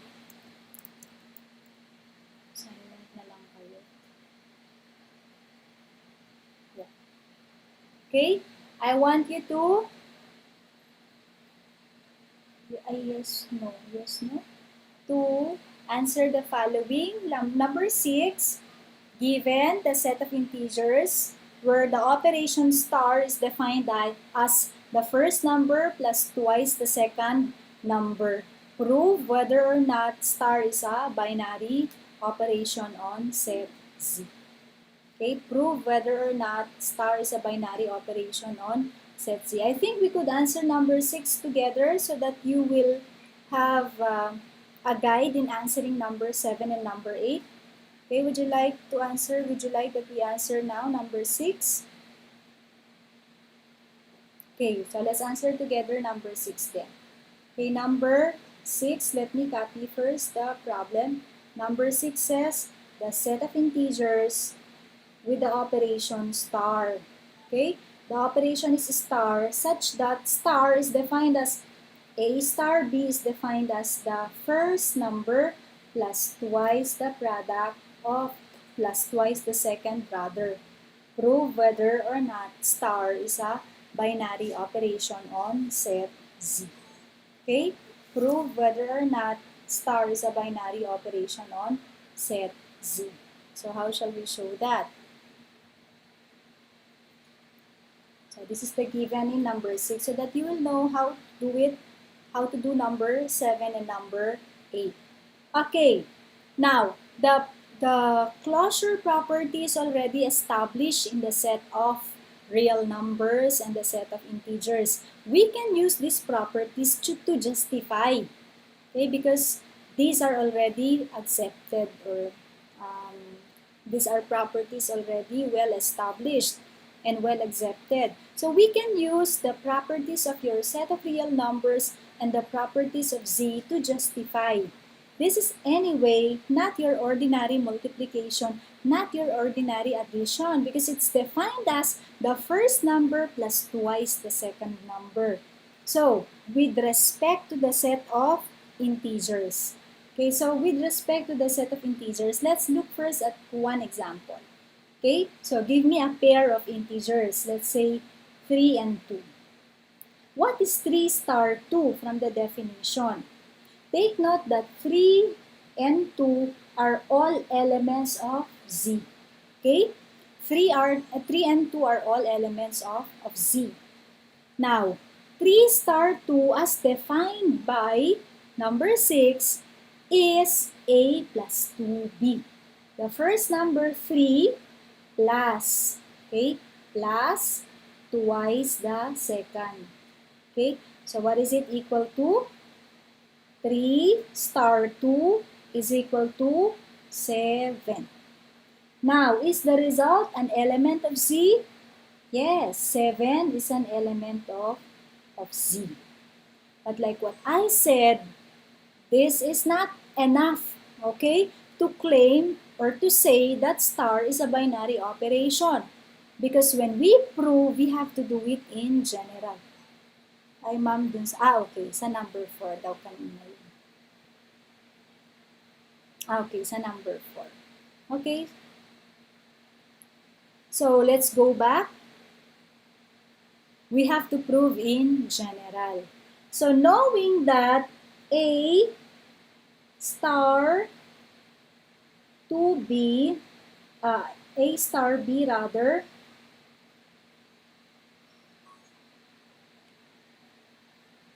so this is how you have to present your solution also. So A star B is equal to A plus 2B.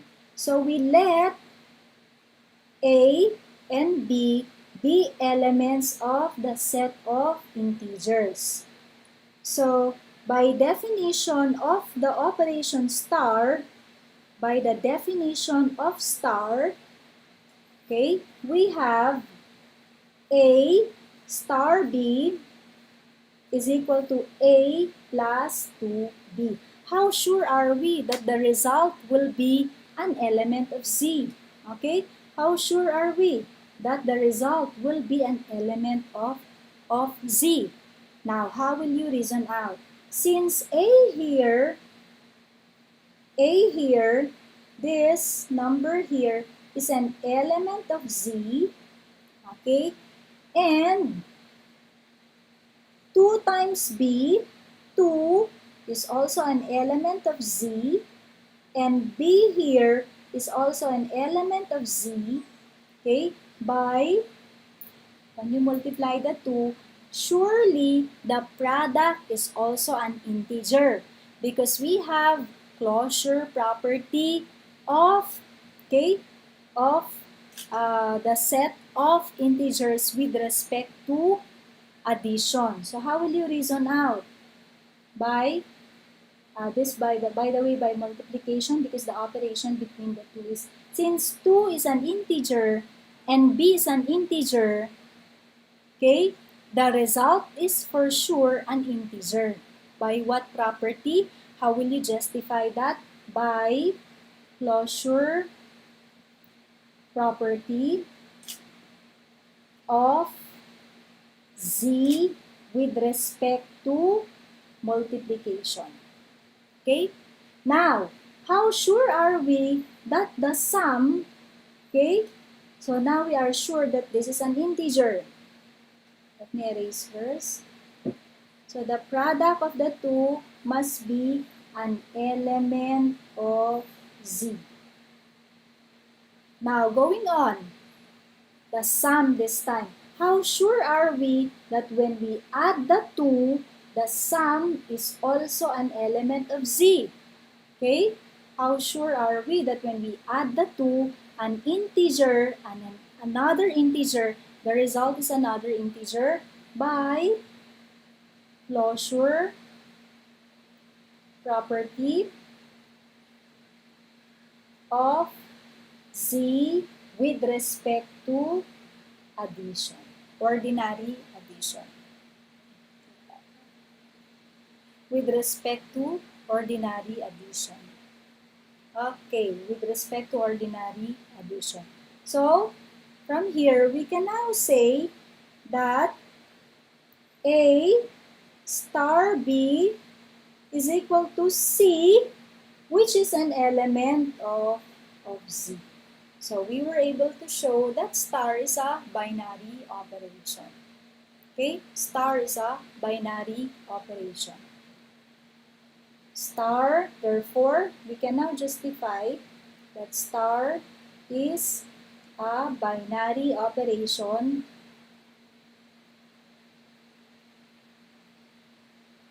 in Z. Okay? Now, I leave number 7 and 8 for your assignment. You need one more. Sige, one last before we close the session.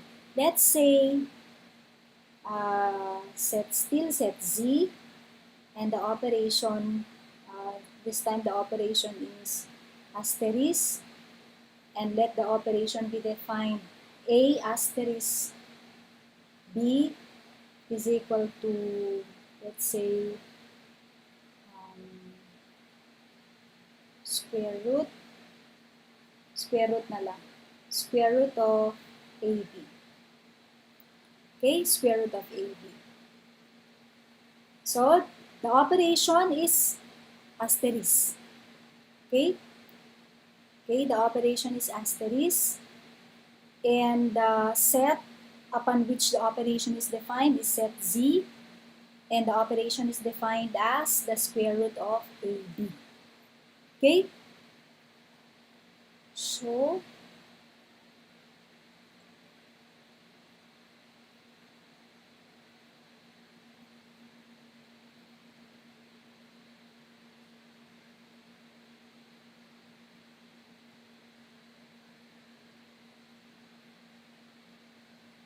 okay, for this example, one counterexample is enough to disprove or to say that it is binary or not binary. Just give me a pair of Z. Okay, give me a pair of Z. Let's say, wag lang yung mga perfect squares ang sagot, ha? Not perfect squares. Counterexample na lang. 1 and 5. Okay, say, see, 1 and 5. Are these elements of Z? Yes, 1 and 5 are elements of Z. But by 1 asterisk 5, what is our definition of the operation asterisk? It's the square root of 1 times 5. So 1 star 5 is equal to the square root of 5. Question, is this element of Z?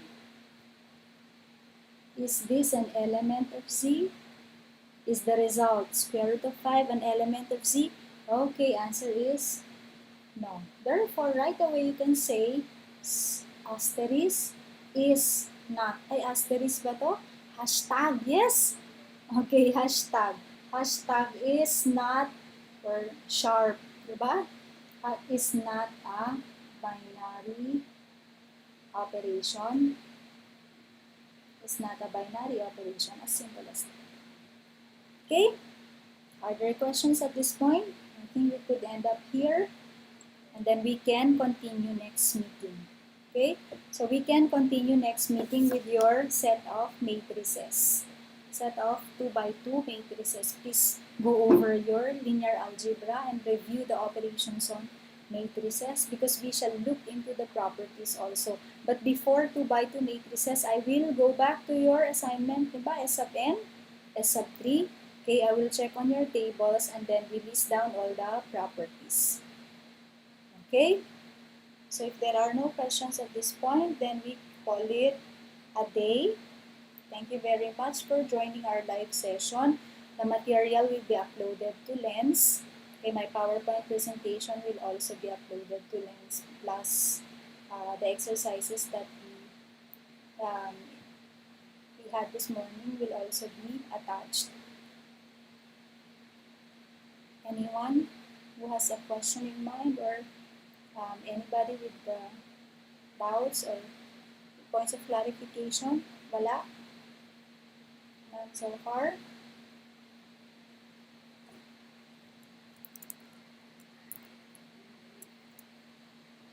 Okay. Wala naman na daw. Okay, thank you very much and good afternoon, everyone.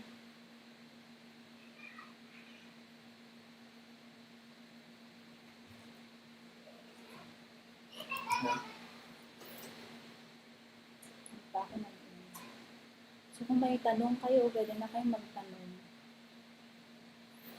Kasi more than 2 hours na tayo. 2 hours and 16 minutes.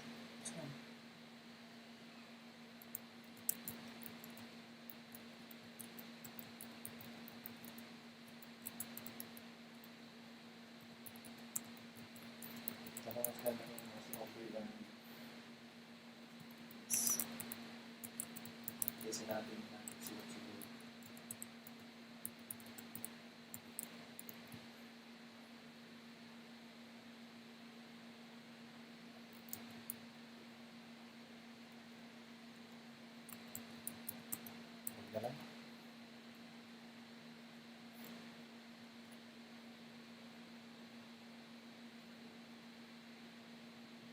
Going to end the stream now. Thank you.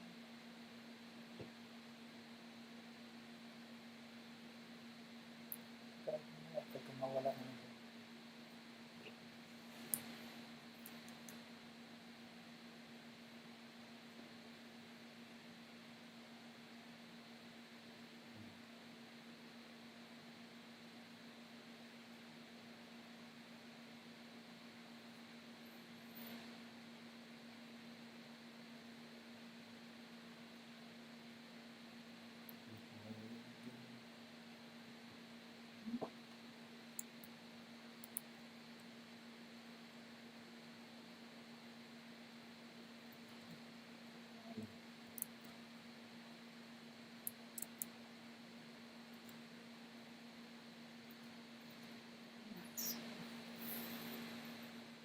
May 69 din. 69. Please have yourself included.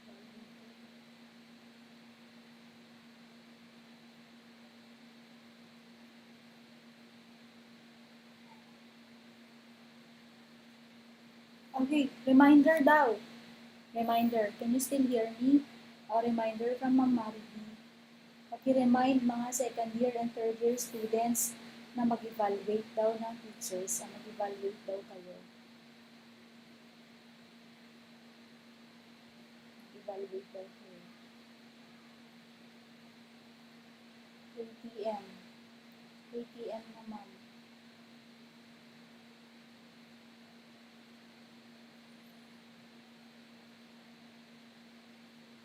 Pwede po 8 p.m.